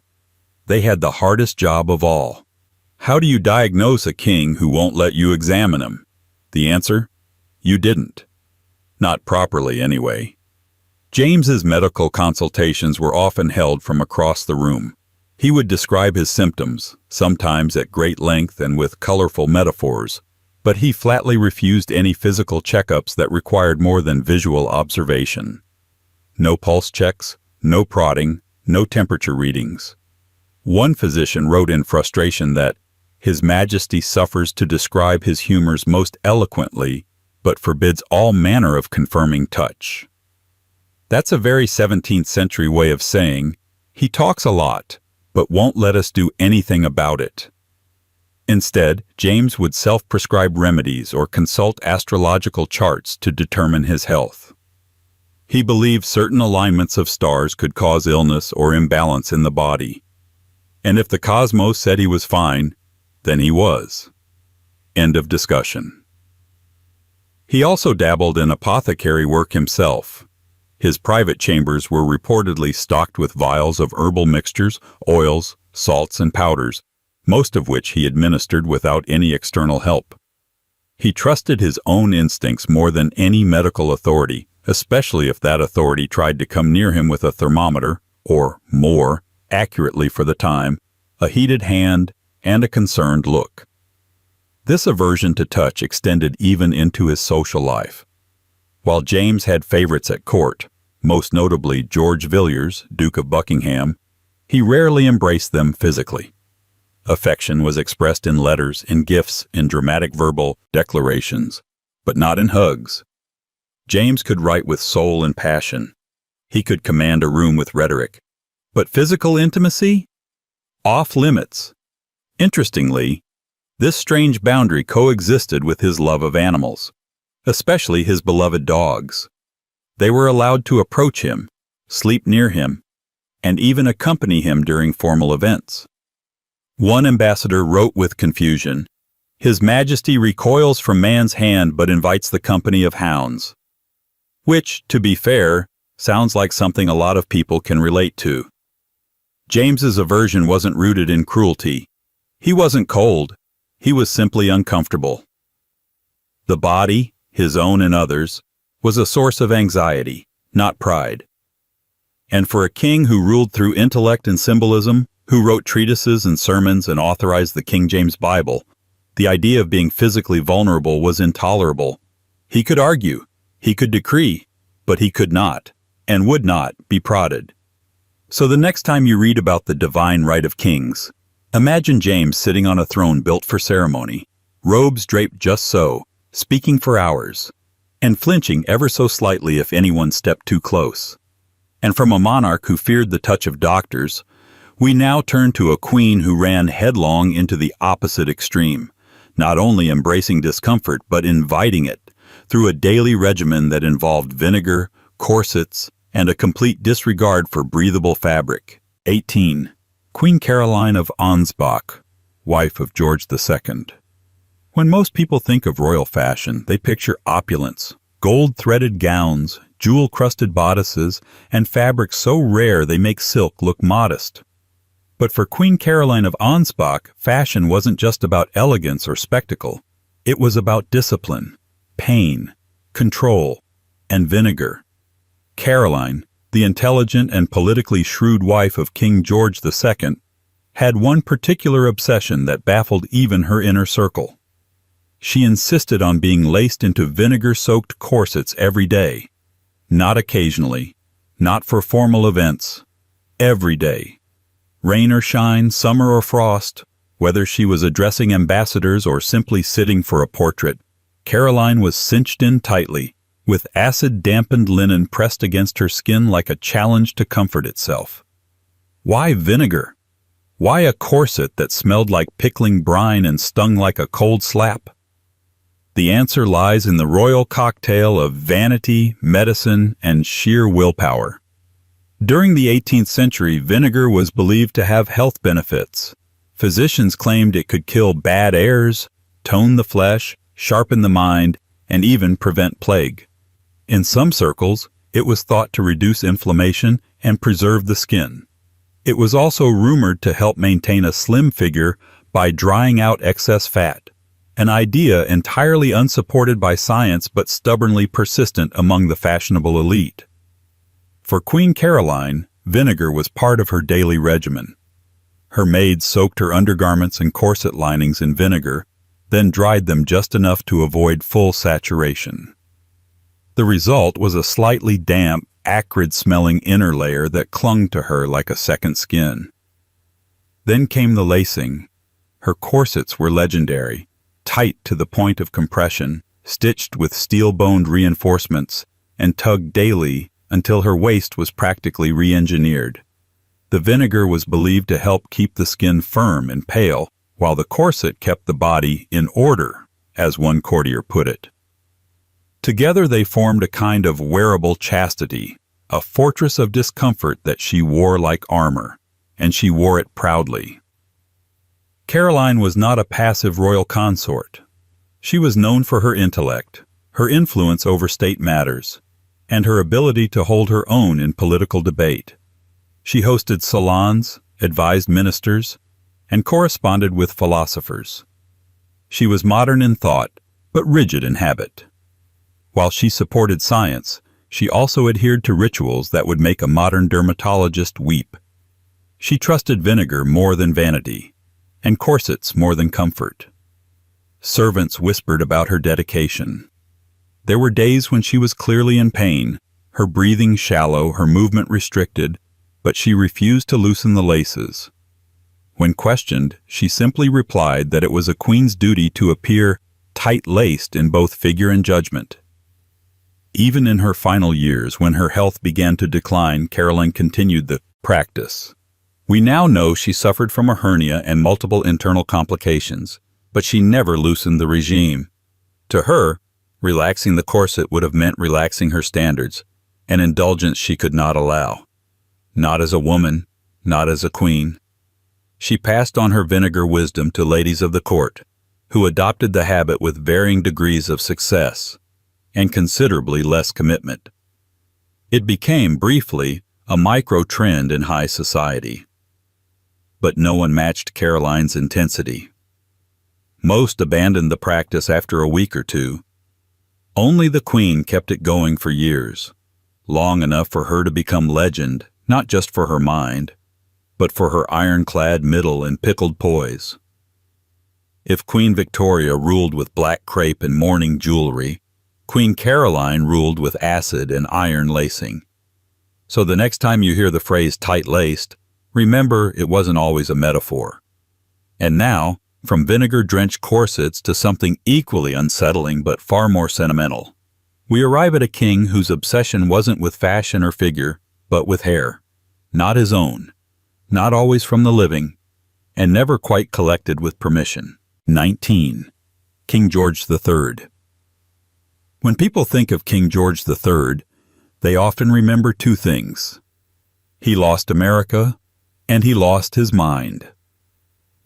But what's rarely discussed, and perhaps even stranger than either of those, is his quiet, compulsive obsession with hair. Not wigs, not styling, collecting. George III had a habit that, over time, turned from odd to deeply unsettling. He clipped, hoarded, cataloged, and even preserved locks of hair from people around him.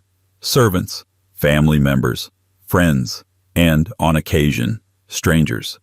He kept them neatly labeled in envelopes, tied with ribbons, or pressed in small books. Some were tucked inside letters, others were stored in glass lockets, and a few, according to whispered accounts from the palace, were simply folded into his jacket pocket and forgotten until the next laundry day. Hair, in the 18th century, was already a meaningful token.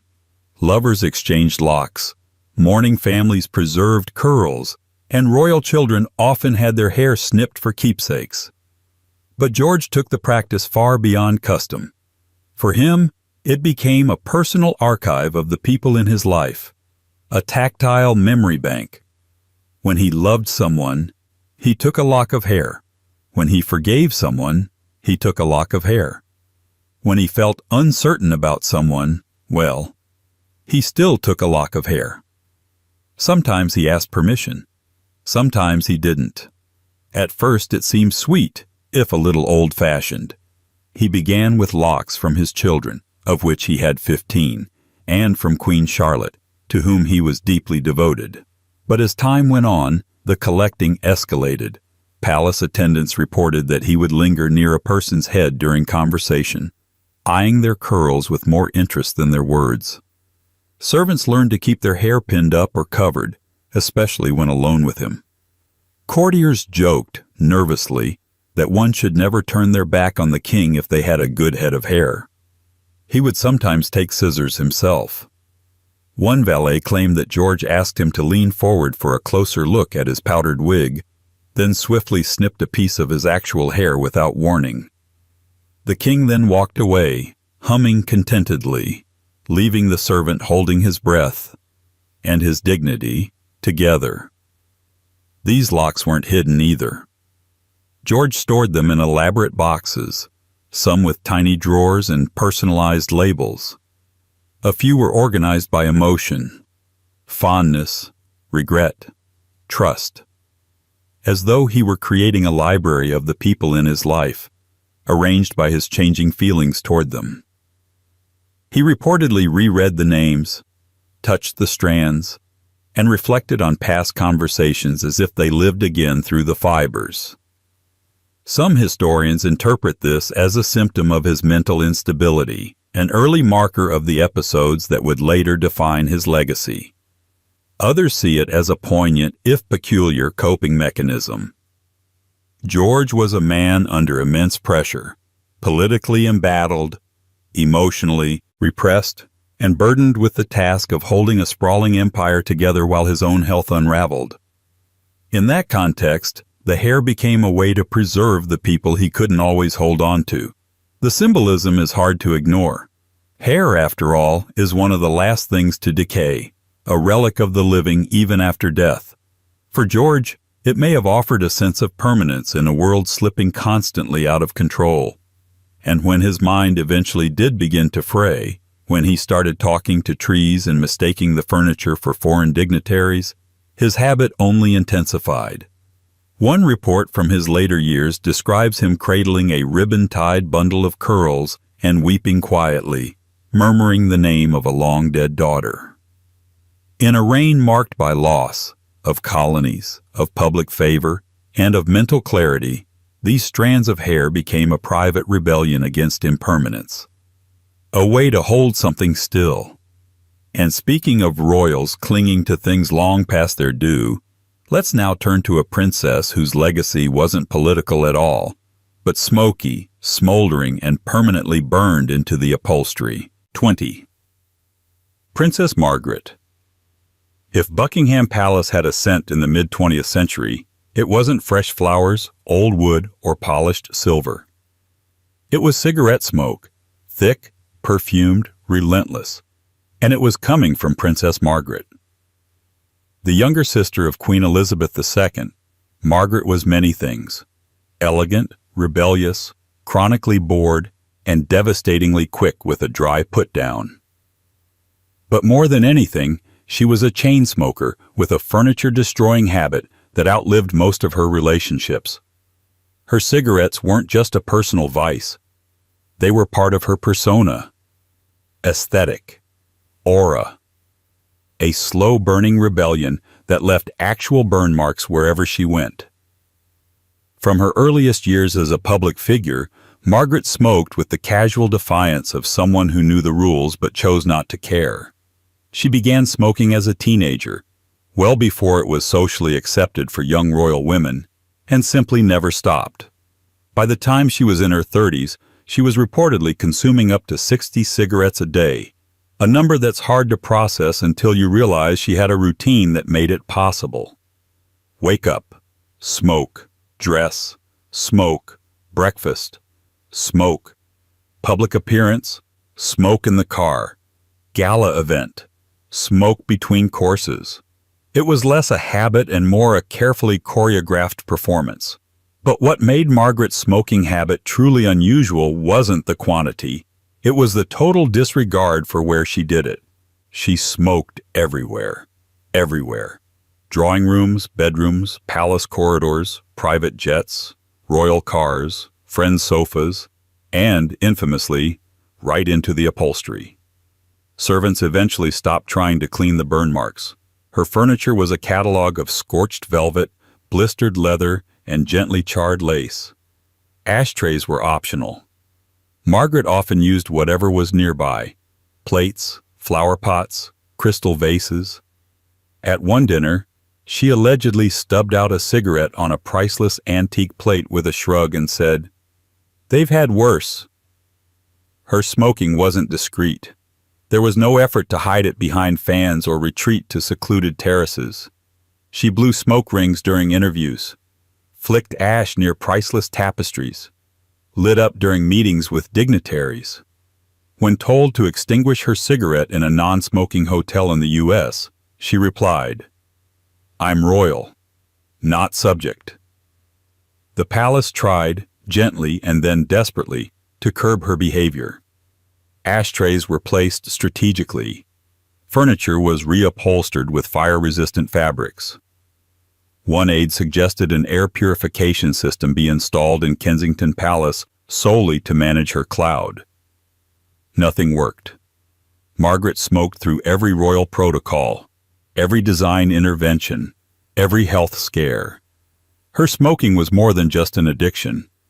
It was her rebellion against royal stiffness, against her lack of constitutional purpose, and maybe even against her sister's steady hand on the throne. While Elizabeth represented order, Margaret smoldered with chaos. She was the spark in the corner of the room, the scandal you couldn't look away from, the burn on the armrest that told you she had been here. Ironically, she was meticulous in other ways. Her appearance was carefully curated. Her makeup routine was legendary. Her hair was set with military precision, but the cigarettes, those were her constant. She didn't care if they stained her fingers or cracked her voice. In a world that tried to contain her, they were hers. Friends say she never acknowledged the damage, either to her health or her surroundings. She smoked at weddings, funerals, hospital visits, and on yachts. Even when she was ill, even when advised to stop, she simply adjusted her technique. Lighter cigarettes, a longer holder, a more forgiving chair. By the end of her life, her residences bore the evidence of her lifelong commitment. Burn marks on silk, ash in the drapes, yellowed ceilings, and that unmistakable smell that lingered long after she was gone. Princess Margaret didn't just leave a mark on history, she literally scorched it into the furniture. And from a woman who treated smoke as wallpaper, let's now shift to a queen who treated astrology as her personal cabinet, consulting the stars not for poetry or philosophy, but for serious statecraft. Because why ask Parliament when you can ask the planets? 21. Queen Elizabeth I. If you thought Queen Elizabeth I ruled solely with strategy, steel, and sheer political brilliance, you'd be right. But you'd also be missing one of her more peculiar habits. She didn't make a major decision without consulting the stars. Elizabeth I, the Virgin Queen, the Gloriana of England's golden age, was a woman so deeply practical and politically sharp that she outwitted popes, kings, and half her own court. And yet, behind her meticulous public image, she maintained a deeply private devotion to a habit many of her advisors found more than a little strange: astrology. Not for fun, not for parlor games, but for governance. Elizabeth employed official court astrologers, and not just in a ceremonial capacity. Chief among them was John Dee, a polymath, astronomer, mathematician, and self-styled angelic communicator who served as her personal advisor on all matters celestial. Dee didn't just cast horoscopes for entertainment. He was tasked with plotting coronations, interpreting omens, selecting favorable dates for speeches, treaties, and even battles. And the Queen took his advice seriously. Before launching a royal decree, before embarking on a royal tour, and especially before engaging with foreign powers, Elizabeth reportedly asked Dee to read the heavens. He would consult his ephemerides, map out planetary alignments, and determine the most auspicious time to act. Only then would the wheels of power begin to turn.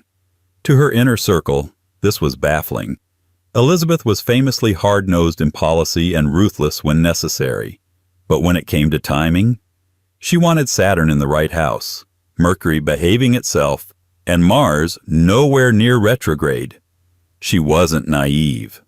Elizabeth didn't believe that the stars controlled her fate, but she did believe that they whispered clues to those clever enough to listen.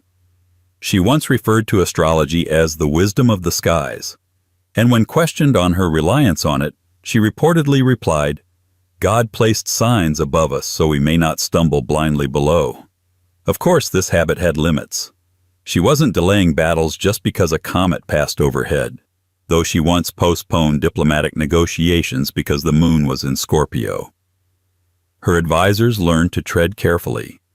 A poorly timed suggestion could be overridden by a bad celestial alignment. You could present the perfect argument, but if Jupiter wasn't in harmony with Venus, you were wasting your breath. Foreign diplomats took note of her astrological leanings. Some even tried to weaponize them. There's record of Spanish envoys attempting to influence English court astrologers or circulate rumors of omens to create hesitation in Elizabeth's court. None of it worked. She trusted D, and D only. Her fascination wasn't limited to politics. She reportedly had personal horoscopes drawn for several suitors. One such reading supposedly predicted that a marriage with a particular foreign prince would bring cold grief under a false spring. She declined the proposal. Whether it was the stars or the man's haircut is unclear, but Elizabeth never married. And some say her natal chart had more to do with that than any counselor's advice. Even her public image was tinged with celestial symbolism. Her gowns were embroidered with stars, suns, and crescent moons. Portraits often show her holding orbs, standing atop globes, or framed by halos of golden light. Not purely artistic choices, but nods to her cultivated image as a monarch of cosmic significance.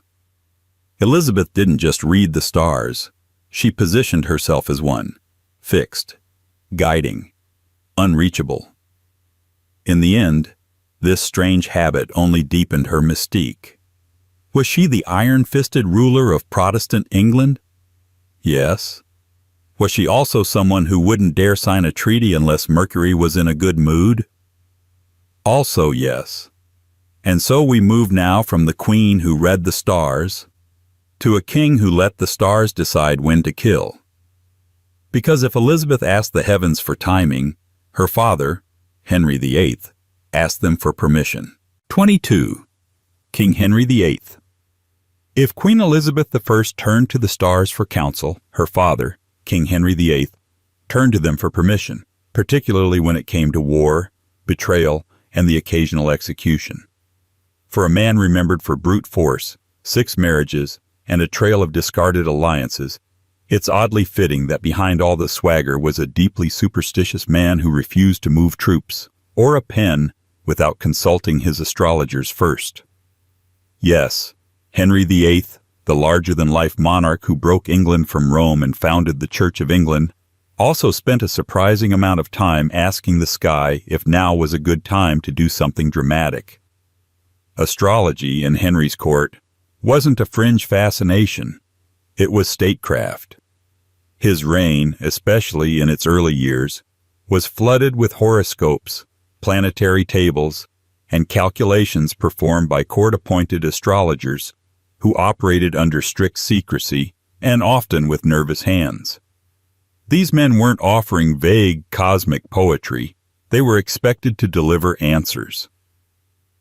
Before Henry made military decisions, like when to send troops to France or when to engage in skirmishes with the Scots, he would demand astrological readings. Alignments of Mars war, Saturn discipline, and Jupiter victory were studied. If the planets didn't line up in his favor, he waited, sometimes for weeks. Armies on standby, ships in harbor, generals pacing, wondering why they weren't moving, when really, it was because Saturn was having a bad day. This wasn't just about military campaigns. Henry consulted the stars for personal matters too. Several of his marriages, especially the early ones, were preceded by astrological vetting. Charts were drawn to determine compatibility, predict outcomes, and assess whether heirs would follow. When Anne Boleyn first entered his orbit, it's believed that Henry requested her natal chart. Whether he ignored its warnings or interpreted them too generously, well, we all know how that story ended. When Anne's fortunes turned, astrologers again played a role. Henry reportedly asked for celestial readings during the period leading up to her arrest and eventual execution. Did he really need the stars to justify what was already politically convenient? Maybe not. But for a king who thought of himself as divinely appointed, a cosmic nod never hurt. His astrologers walked a dangerous line. Give good news, and you were rewarded. Give bad news, especially if it contradicted the king's desires, and you risked being imprisoned or worse. One astrologer, Thomas Hilly, allegedly fled court after a series of predictions failed to materialize. Another, William Perrin, disappeared from records entirely after making a bold and incorrect prophecy about a male heir.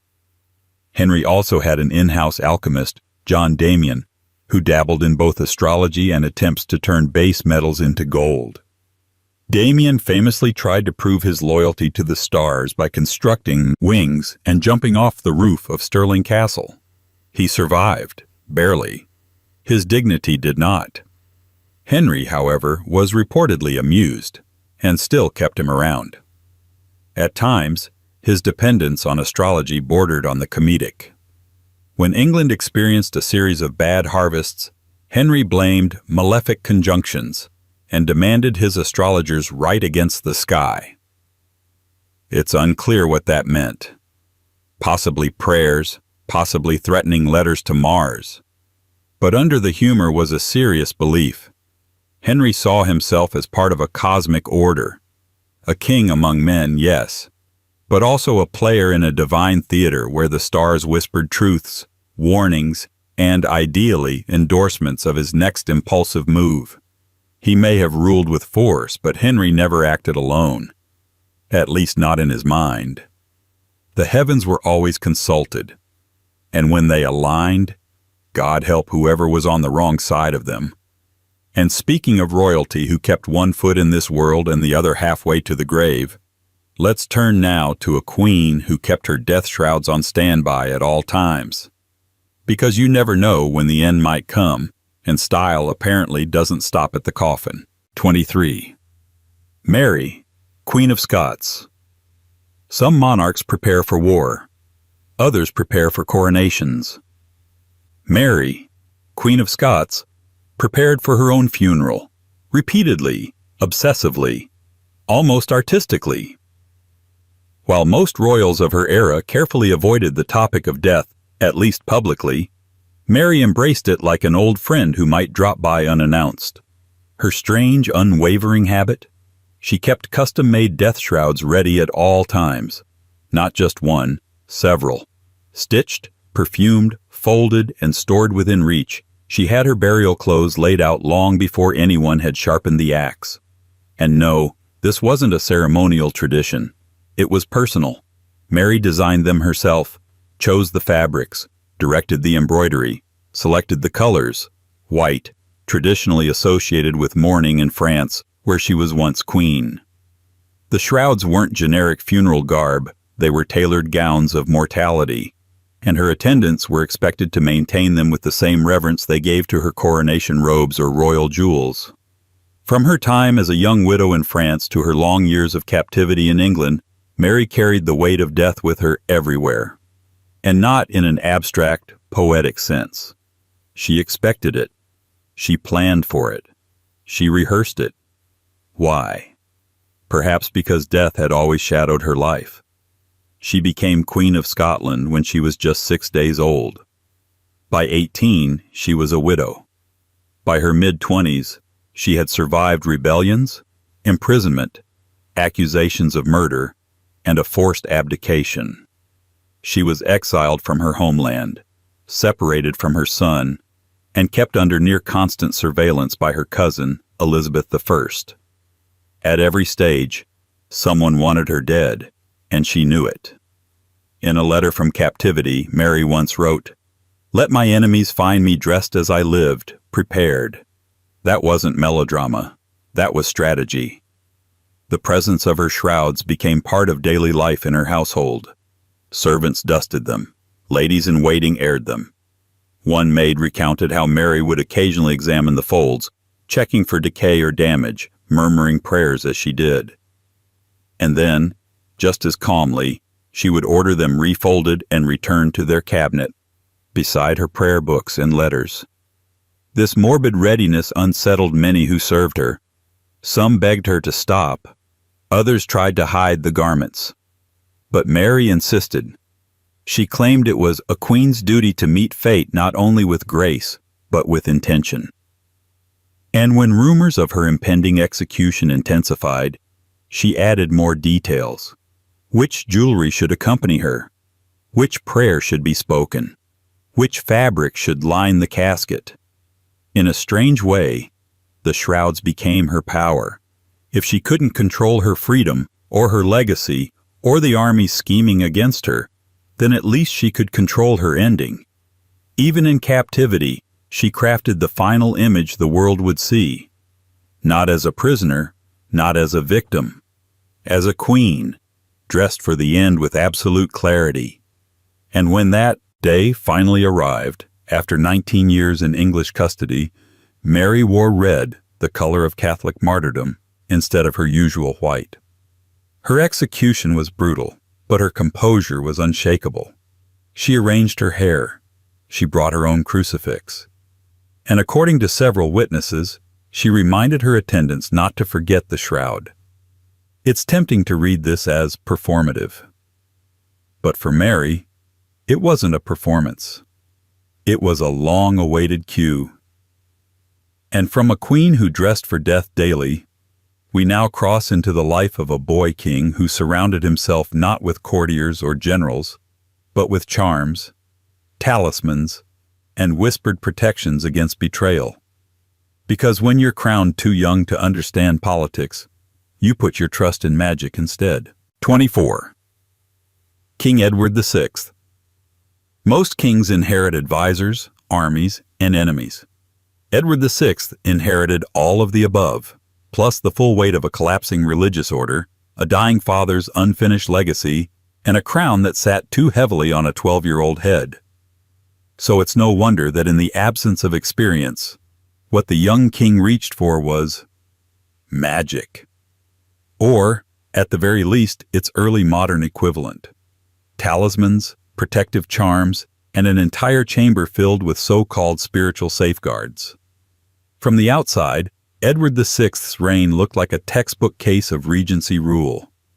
Too young to govern, he was flanked by powerful men, first his uncle, the Duke of Somerset, and later John Dudley, Duke of Northumberland, who used the king's name to pass laws and manipulate power.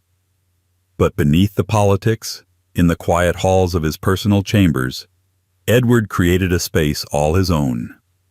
A place where the rational met the irrational, and where a boy surrounded by danger tried to find safety in rituals, relics, and whispered superstition.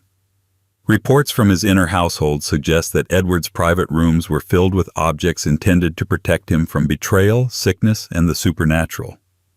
Silver amulets were stitched into the hems of his garments.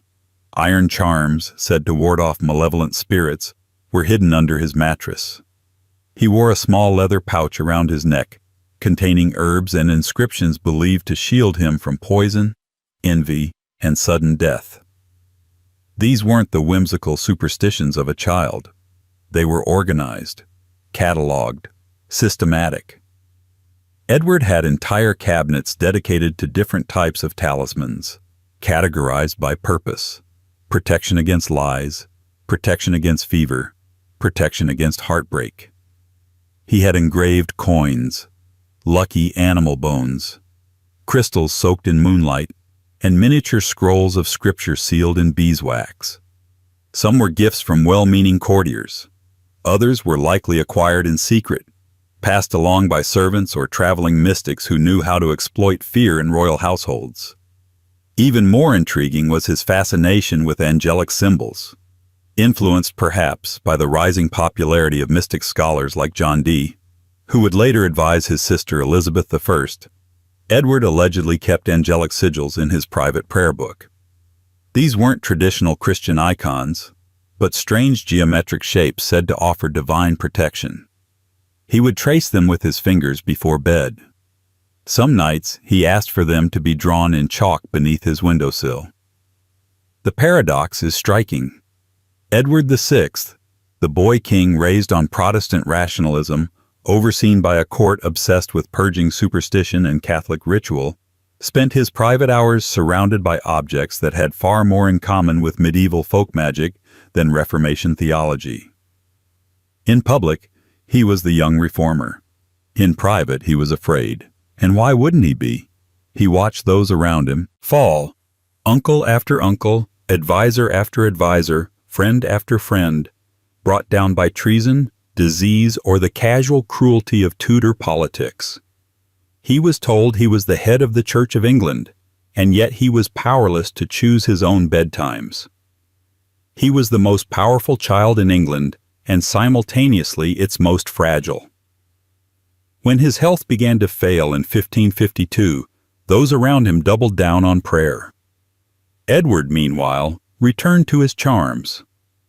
New ones were added: red coral beads, believed to protect against fevers, a rabbit's foot, oddly modern in its appearance, and a hand-drawn symbol he had created himself, scribbled in the margins of his diary, shaped like a star but marked with small crosses. No one knows exactly what it meant. Perhaps not even Edward. He died the next year, barely 15. His court blamed illness, betrayal, perhaps divine punishment. But in his chambers, they found something else. Drawers of talismans, forgotten pouches, and a diary filled with strange symbols and prayers. It wasn't madness. It was fear. And a deep, lonely attempt to survive a world where even kings could disappear overnight. And from one ruler who sought protection in superstition, we now visit a monarch whose nightly ritual involved lighting bonfires, not for warmth or beauty, but to ward off witches, because the real threat, he believed, didn't come from armies or assassination plots, but from the shadows. 25. King James I. For most monarchs, nighttime was a time to rest. When the palace went quiet, the fire dimmed, and the guards took up their posts while the sovereign slipped into slumber. But for King James I, the night was never just darkness. It was a battlefield, and he fought it not with swords, nor even prayer, but with the thing he believed would keep him safe from his greatest fear: bonfires. Yes, bonfires. Lit nightly, strategically placed, sometimes inside the palace walls, other times just outside, depending on which astrologer or court advisor had most recently whispered a warning into the king's already anxious ear. Because James I, great unifier of the crowns, patron of the arts, and translator of the most famous English Bible in history, was absolutely, unshakably terrified of witches. And he wasn't subtle about it. By the time he took the English throne in 1603, James had already authored Demonology, a full-blown theological and political treatise on the existence and dangers of witchcraft. In it, he insisted that witches were not only real, but actively conspiring to destroy Christian monarchs, and most likely him in particular. He cited storms conjured by magic, illnesses delivered through cursed objects, and dreams that, he claimed, were dark omens masked as mere visions. He believed witches could fly, speak with spirits, and steal men's lives with a single glance. So, every night, his court became a stage for precaution. And the most dramatic prop of all? Fire. It began in Scotland during his early years as king there, when a violent storm nearly capsized the ship carrying James and his bride, Anne of Denmark, back from Norway. James was convinced it wasn't just bad weather. It was a magical attack orchestrated by witches. Several women in North Berwick were arrested and accused of casting spells to sink the royal vessel. Their confessions, wrung under torture, fueled James's paranoia. From then on, fire became his symbolic shield. Once he was in England, the nightly bonfires began. They weren't enormous, but they were consistent. Torches, hearths, controlled burns in iron basins.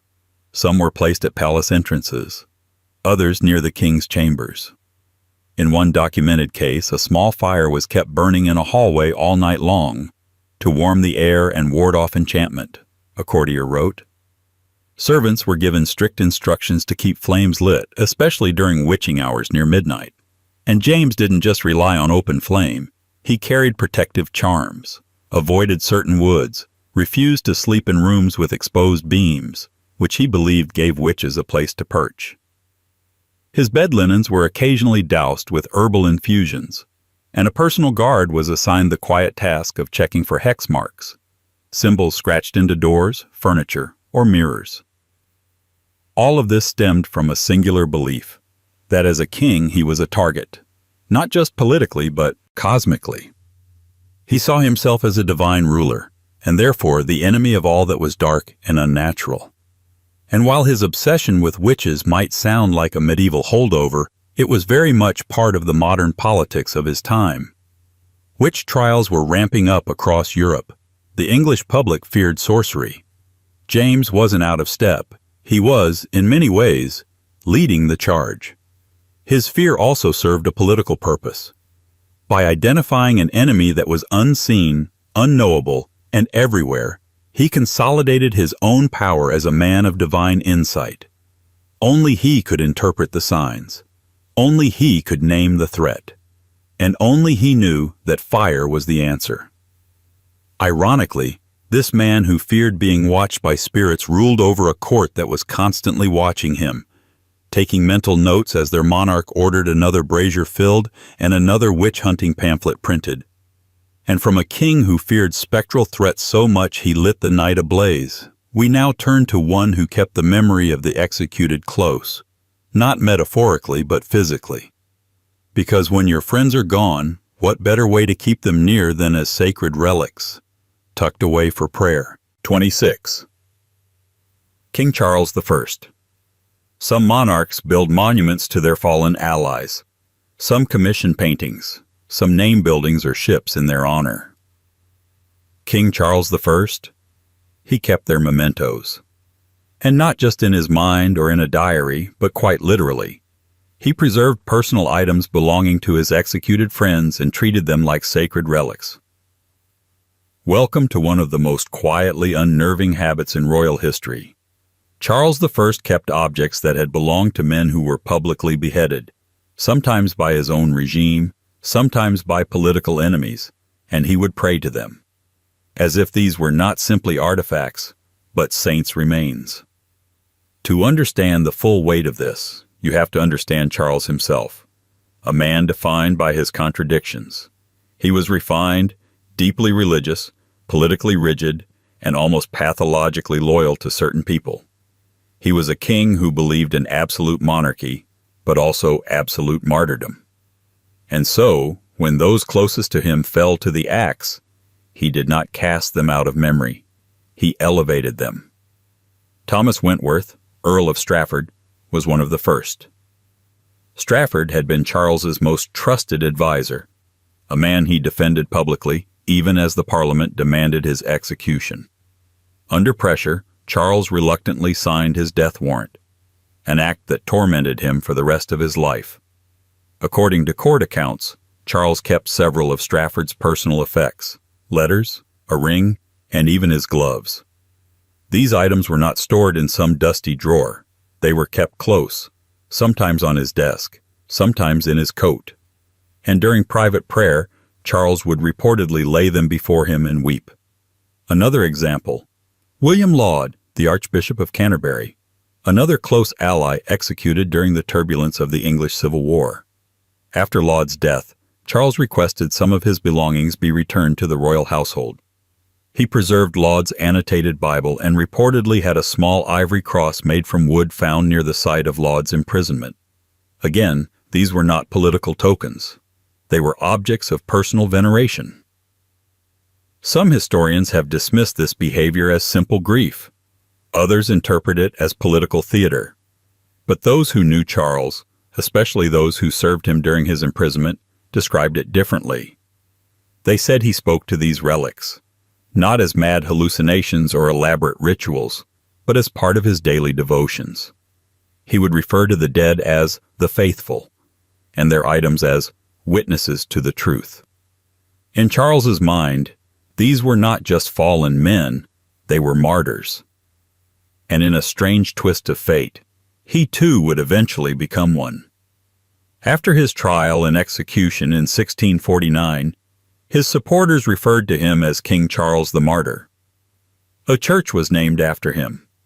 His image appeared in prayer books. The same king who once prayed to the relics of the dead became one himself, enshrined, remembered, almost canonized. There's a tragic symmetry in that. Charles, who saw death as divine proof of loyalty, who kept the memory of the executed alive through physical relics and whispered prayers, would become another relic in the end. His downfall, his silence at the scaffold, even the white shirt he wore to prevent his shivering from being seen, all carefully constructed acts of martyrdom, fitting for a man who had long turned politics into a form of faith. So while other kings feared being forgotten, Charles feared forgetting. And so he surrounded himself with the fragments of loyalty lost, a personal cathedral of absence, built from gloves, letters, and memories too painful to let go. And now, from a monarch who turned the dead into saints, we move to one who feared death so much he developed an entirely bizarre ritual to delay it. A man so superstitious he refused to fall asleep fully undressed, because in his mind, death couldn't reach you if you still had one boot on. 27. King George IV. There are kings who feared death, and then there was King George IV, who fought it off each night the only way he knew how, by keeping one boot on while he slept. Not two, not none, just one, preferably the left. The logic? If death came for him in his sleep, it wouldn't dare claim a man who wasn't fully undressed. It sounds absurd, and it was. But for George, it made perfect sense. This peculiar ritual wasn't a passing eccentricity. It was an ironclad habit enforced nightly with the seriousness of a military drill. Every evening, his valet would assist in removing his elaborate wardrobe piece by piece. Jacket, cravat, waistcoat, one boot, the other. No, not the other. That one stayed.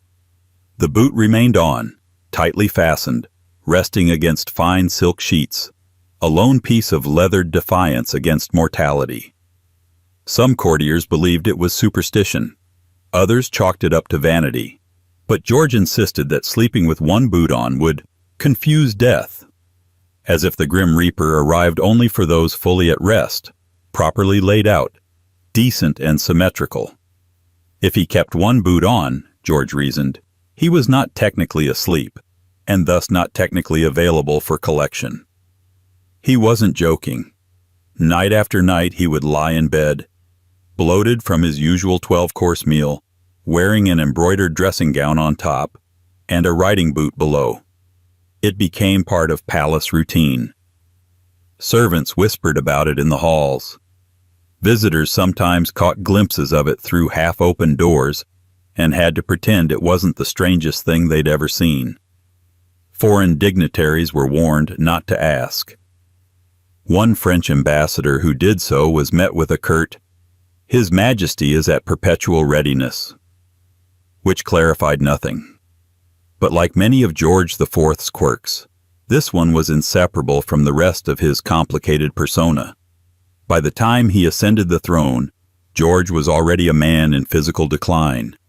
Years of indulgence, rich food, drink, excess of every kind, had taken their toll. He suffered from chronic pain, insomnia, and increasing paranoia. His body was betraying him, and he knew it. The boot, then, became more than superstition.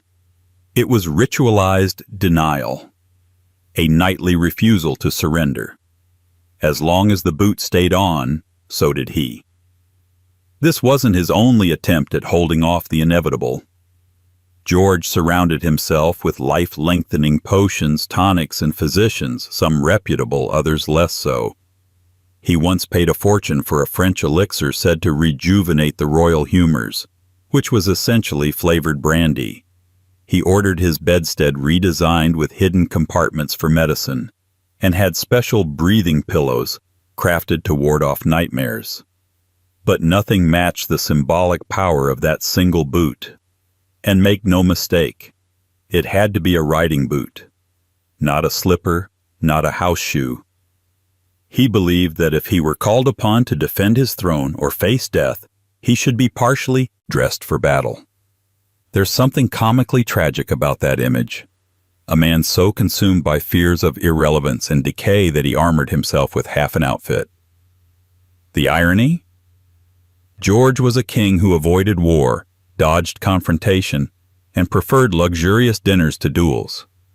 The riding boot wasn't preparation. It was posturing. But to him, it mattered. When he eventually passed away in 1830, his attendants found the boot beside his bed, neatly placed, its leather creased from years of dutiful wear, not from riding, but from resisting. It was, by then, less a garment and more a monument. A final joke.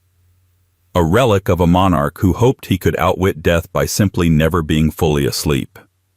And now, from one royal who fought off mortality with half a wardrobe, we meet a queen who chose to live as if death had never happened at all, laying out her husband's clothes every morning for decades after his passing, as though he were just running late. 28. Queen Victoria. Grief is a heavy thing. For most people it fades. For Queen Victoria, it simply put on a fresh waistcoat every morning and waited quietly in the next room. Because after Prince Albert died in 1861, Victoria didn't mourn him for a few months, or a year, or even a decade. She mourned him for the rest of her life, and not just in spirit. She did it logistically. Every morning for the next 40 years, the Queen had Prince Albert's clothes laid out as if he were still alive and preparing for another day of royal duties. His boots were polished. His shaving water was drawn. His dressing gown was pressed and placed exactly where it would have been had he still been occupying his side of their bedroom.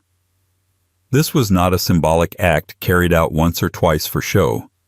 It became a daily ritual, baked into the palace schedule. Servants, under strict orders, maintained Albert's chambers exactly as they had been during his lifetime. Nothing was moved without permission. His pen and blotting pad remained on the writing desk. Fresh towels were placed in the washroom. Even the pillows were fluffed. It would be easy to assume this was some early Victorian version of romantic theater, a dramatic, sentimental gesture by a queen overwhelmed with grief. But that doesn't quite capture the scale or the consistency. Victoria institutionalized her mourning. She wore black for the remainder of her reign. She refused to allow court life to return to its full social rhythms. For years, balls were canceled, banquets pared down, and music softened to a whisper. The Queen had become a monument, draped in jet beads and black silk. Yet it was the everydayness of her rituals that made them so surreal. Visitors to the royal residences would sometimes pass by Prince Albert's room and see his personal belongings perfectly arranged, untouched, and yet constantly maintained. Meals were occasionally brought in and then taken away untouched, as if he simply wasn't hungry that day.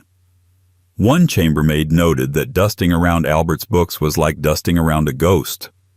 And this devotion wasn't confined to one location. When Victoria traveled between her residences, Balmoral, Windsor, Osborne, Albert's things would precede her, carefully unpacked and arranged by the time she arrived. In each home, a part of him had been preserved, like a royal echo stretched thin across geography. Why did she do it? Some biographers suggest that Albert had been the only person in her life with whom she had shared true intellectual and emotional intimacy. His loss left her not only bereft but directionless. Victoria had been raised in emotional confinement, surrounded by political manipulation and stifled affection. Albert had been her anchor. His death didn't just remove a husband, it unraveled her sense of safety.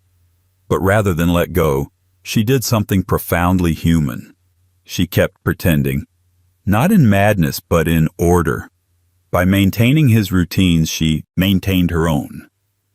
In a world that had suddenly become untrustworthy, Albert's coat on the chair was something she could still control.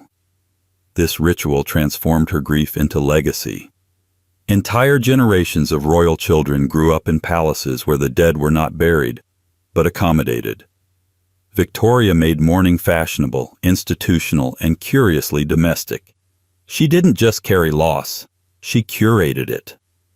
And speaking of monarchs with unusual conversations, we now arrive at a king who, when his mind unraveled, began speaking not to people, but to trees.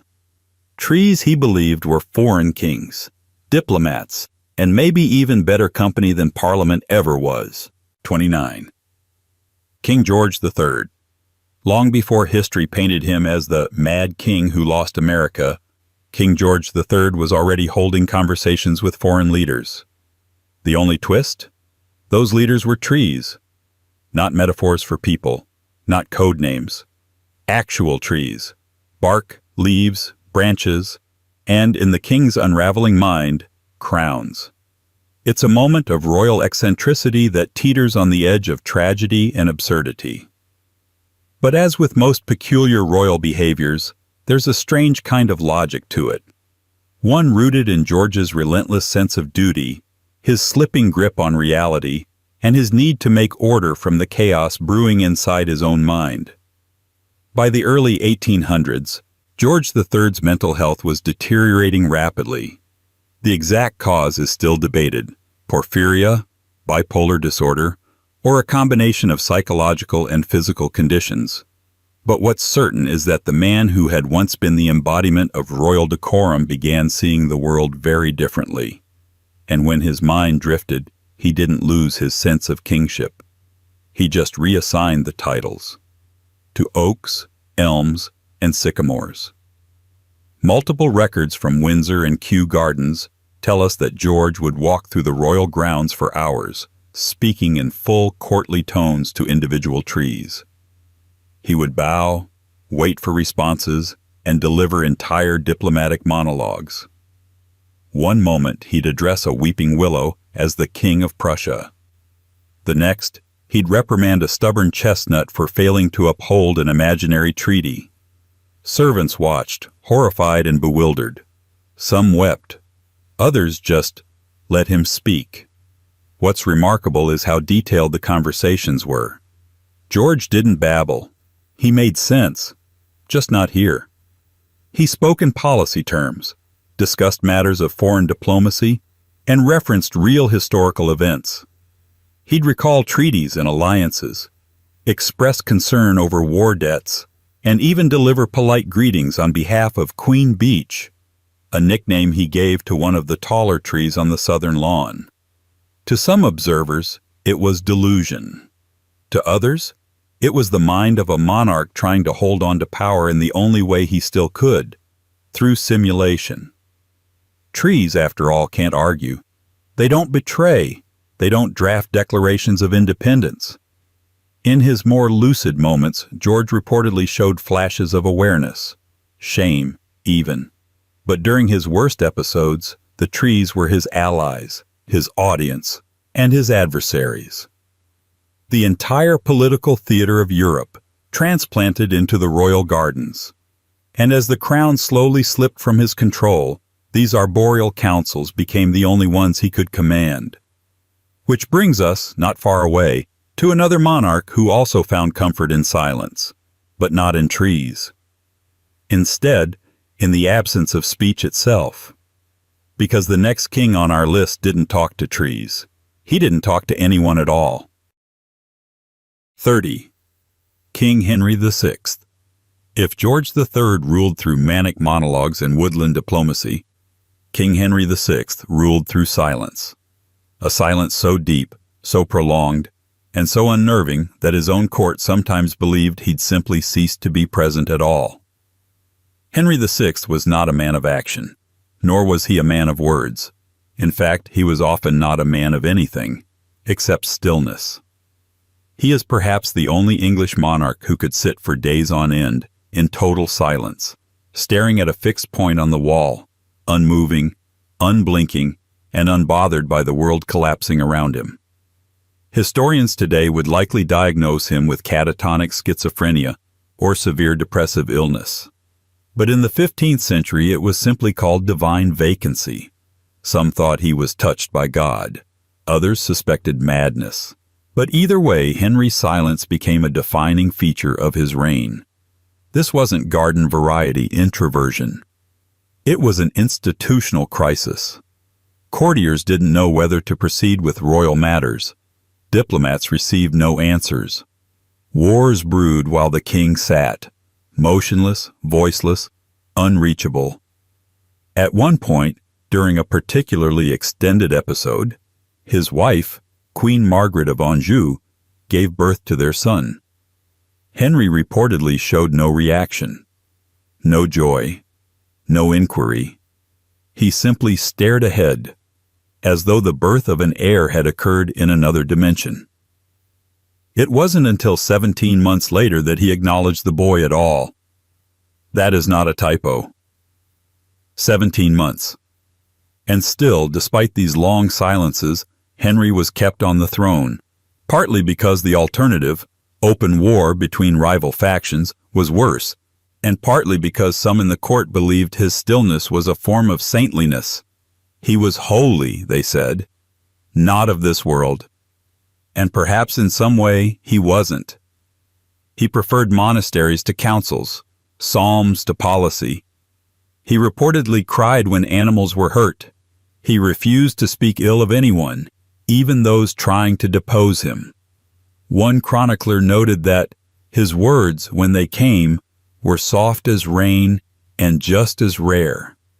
Eventually, his silence would lead to catastrophe. The Wars of the Roses tore through England. Rival kings rose. Henry was deposed, restored, and deposed again, still saying almost nothing. His quiet wasn't just unsettling, it was politically fatal. And yet, among those who knew him best, there was something tragic about that silence. He wasn't cruel, he wasn't foolish. He was simply overwhelmed by a world too loud, too fast, too filled with demands. So he did the only thing he knew. He sat, and he stared, and he said nothing. Which leads us to another royal outlier, one who was anything but still. A king who found comfort not in silence or trees, but in manual labor. Ditches, thatched roofs, honest work, the kind that most royals would order done, and he insisted on doing himself. 31st. King Edward II. Some kings wage wars. Some issue proclamations. Edward II? He built haystacks. In a court overflowing with pomp, embroidery, and inherited power, Edward was most content digging ditches, thatching roofs, and performing manual labor with commoners. Not for show, not for politics. Just because he liked it. It baffled everyone. Here was the King of England, son of Edward I, the Hammer of the Scots, husband to the formidable Isabella of France, wandering into fields and asking peasants if he could borrow a spade. He reportedly preferred the company of plowmen to princes, and was happier swinging a scythe than wielding a scepter. This wasn't a one-time quirk. It was a pattern. Edward took breaks from court to travel incognito among the working class. He'd help harvest wheat, repair barns, mend fishing nets, and sleep in peasant cottages. Some said he found solace in the simplicity. Others suspected he simply didn't like being king. At royal banquets, he was known to speak at length about drainage techniques and the quality of thatching in East Anglia. Foreign dignitaries stared in confusion. His nobles winced. But Edward didn't care. He genuinely admired the working poor and believed manual labor was dignified in a way court politics never could be. Naturally, this made him wildly unpopular with the aristocracy. They wanted a warrior king, not a royal farmhand.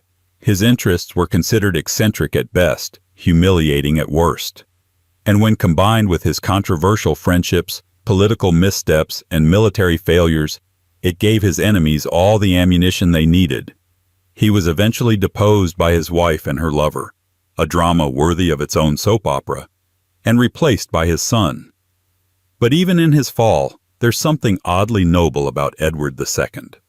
In a world of power games, he just wanted to fix a roof, and from a king who preferred the calluses of labor to the comforts of court, we now arrive at a royal bride who insisted her chambers burn with candlelight, not for romance, but for fear.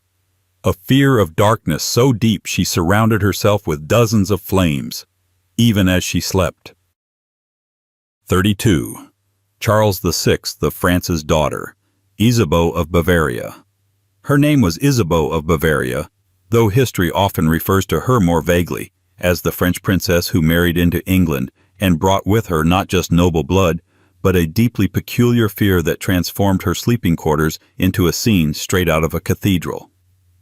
She refused to sleep in the dark. Ever. And not in the mild, nightlight in the hallway sort of way.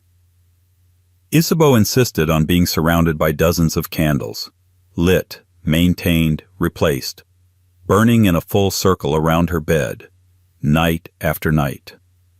No exceptions. The number varied depending on the room, the mood, and how ominous the stars looked that evening.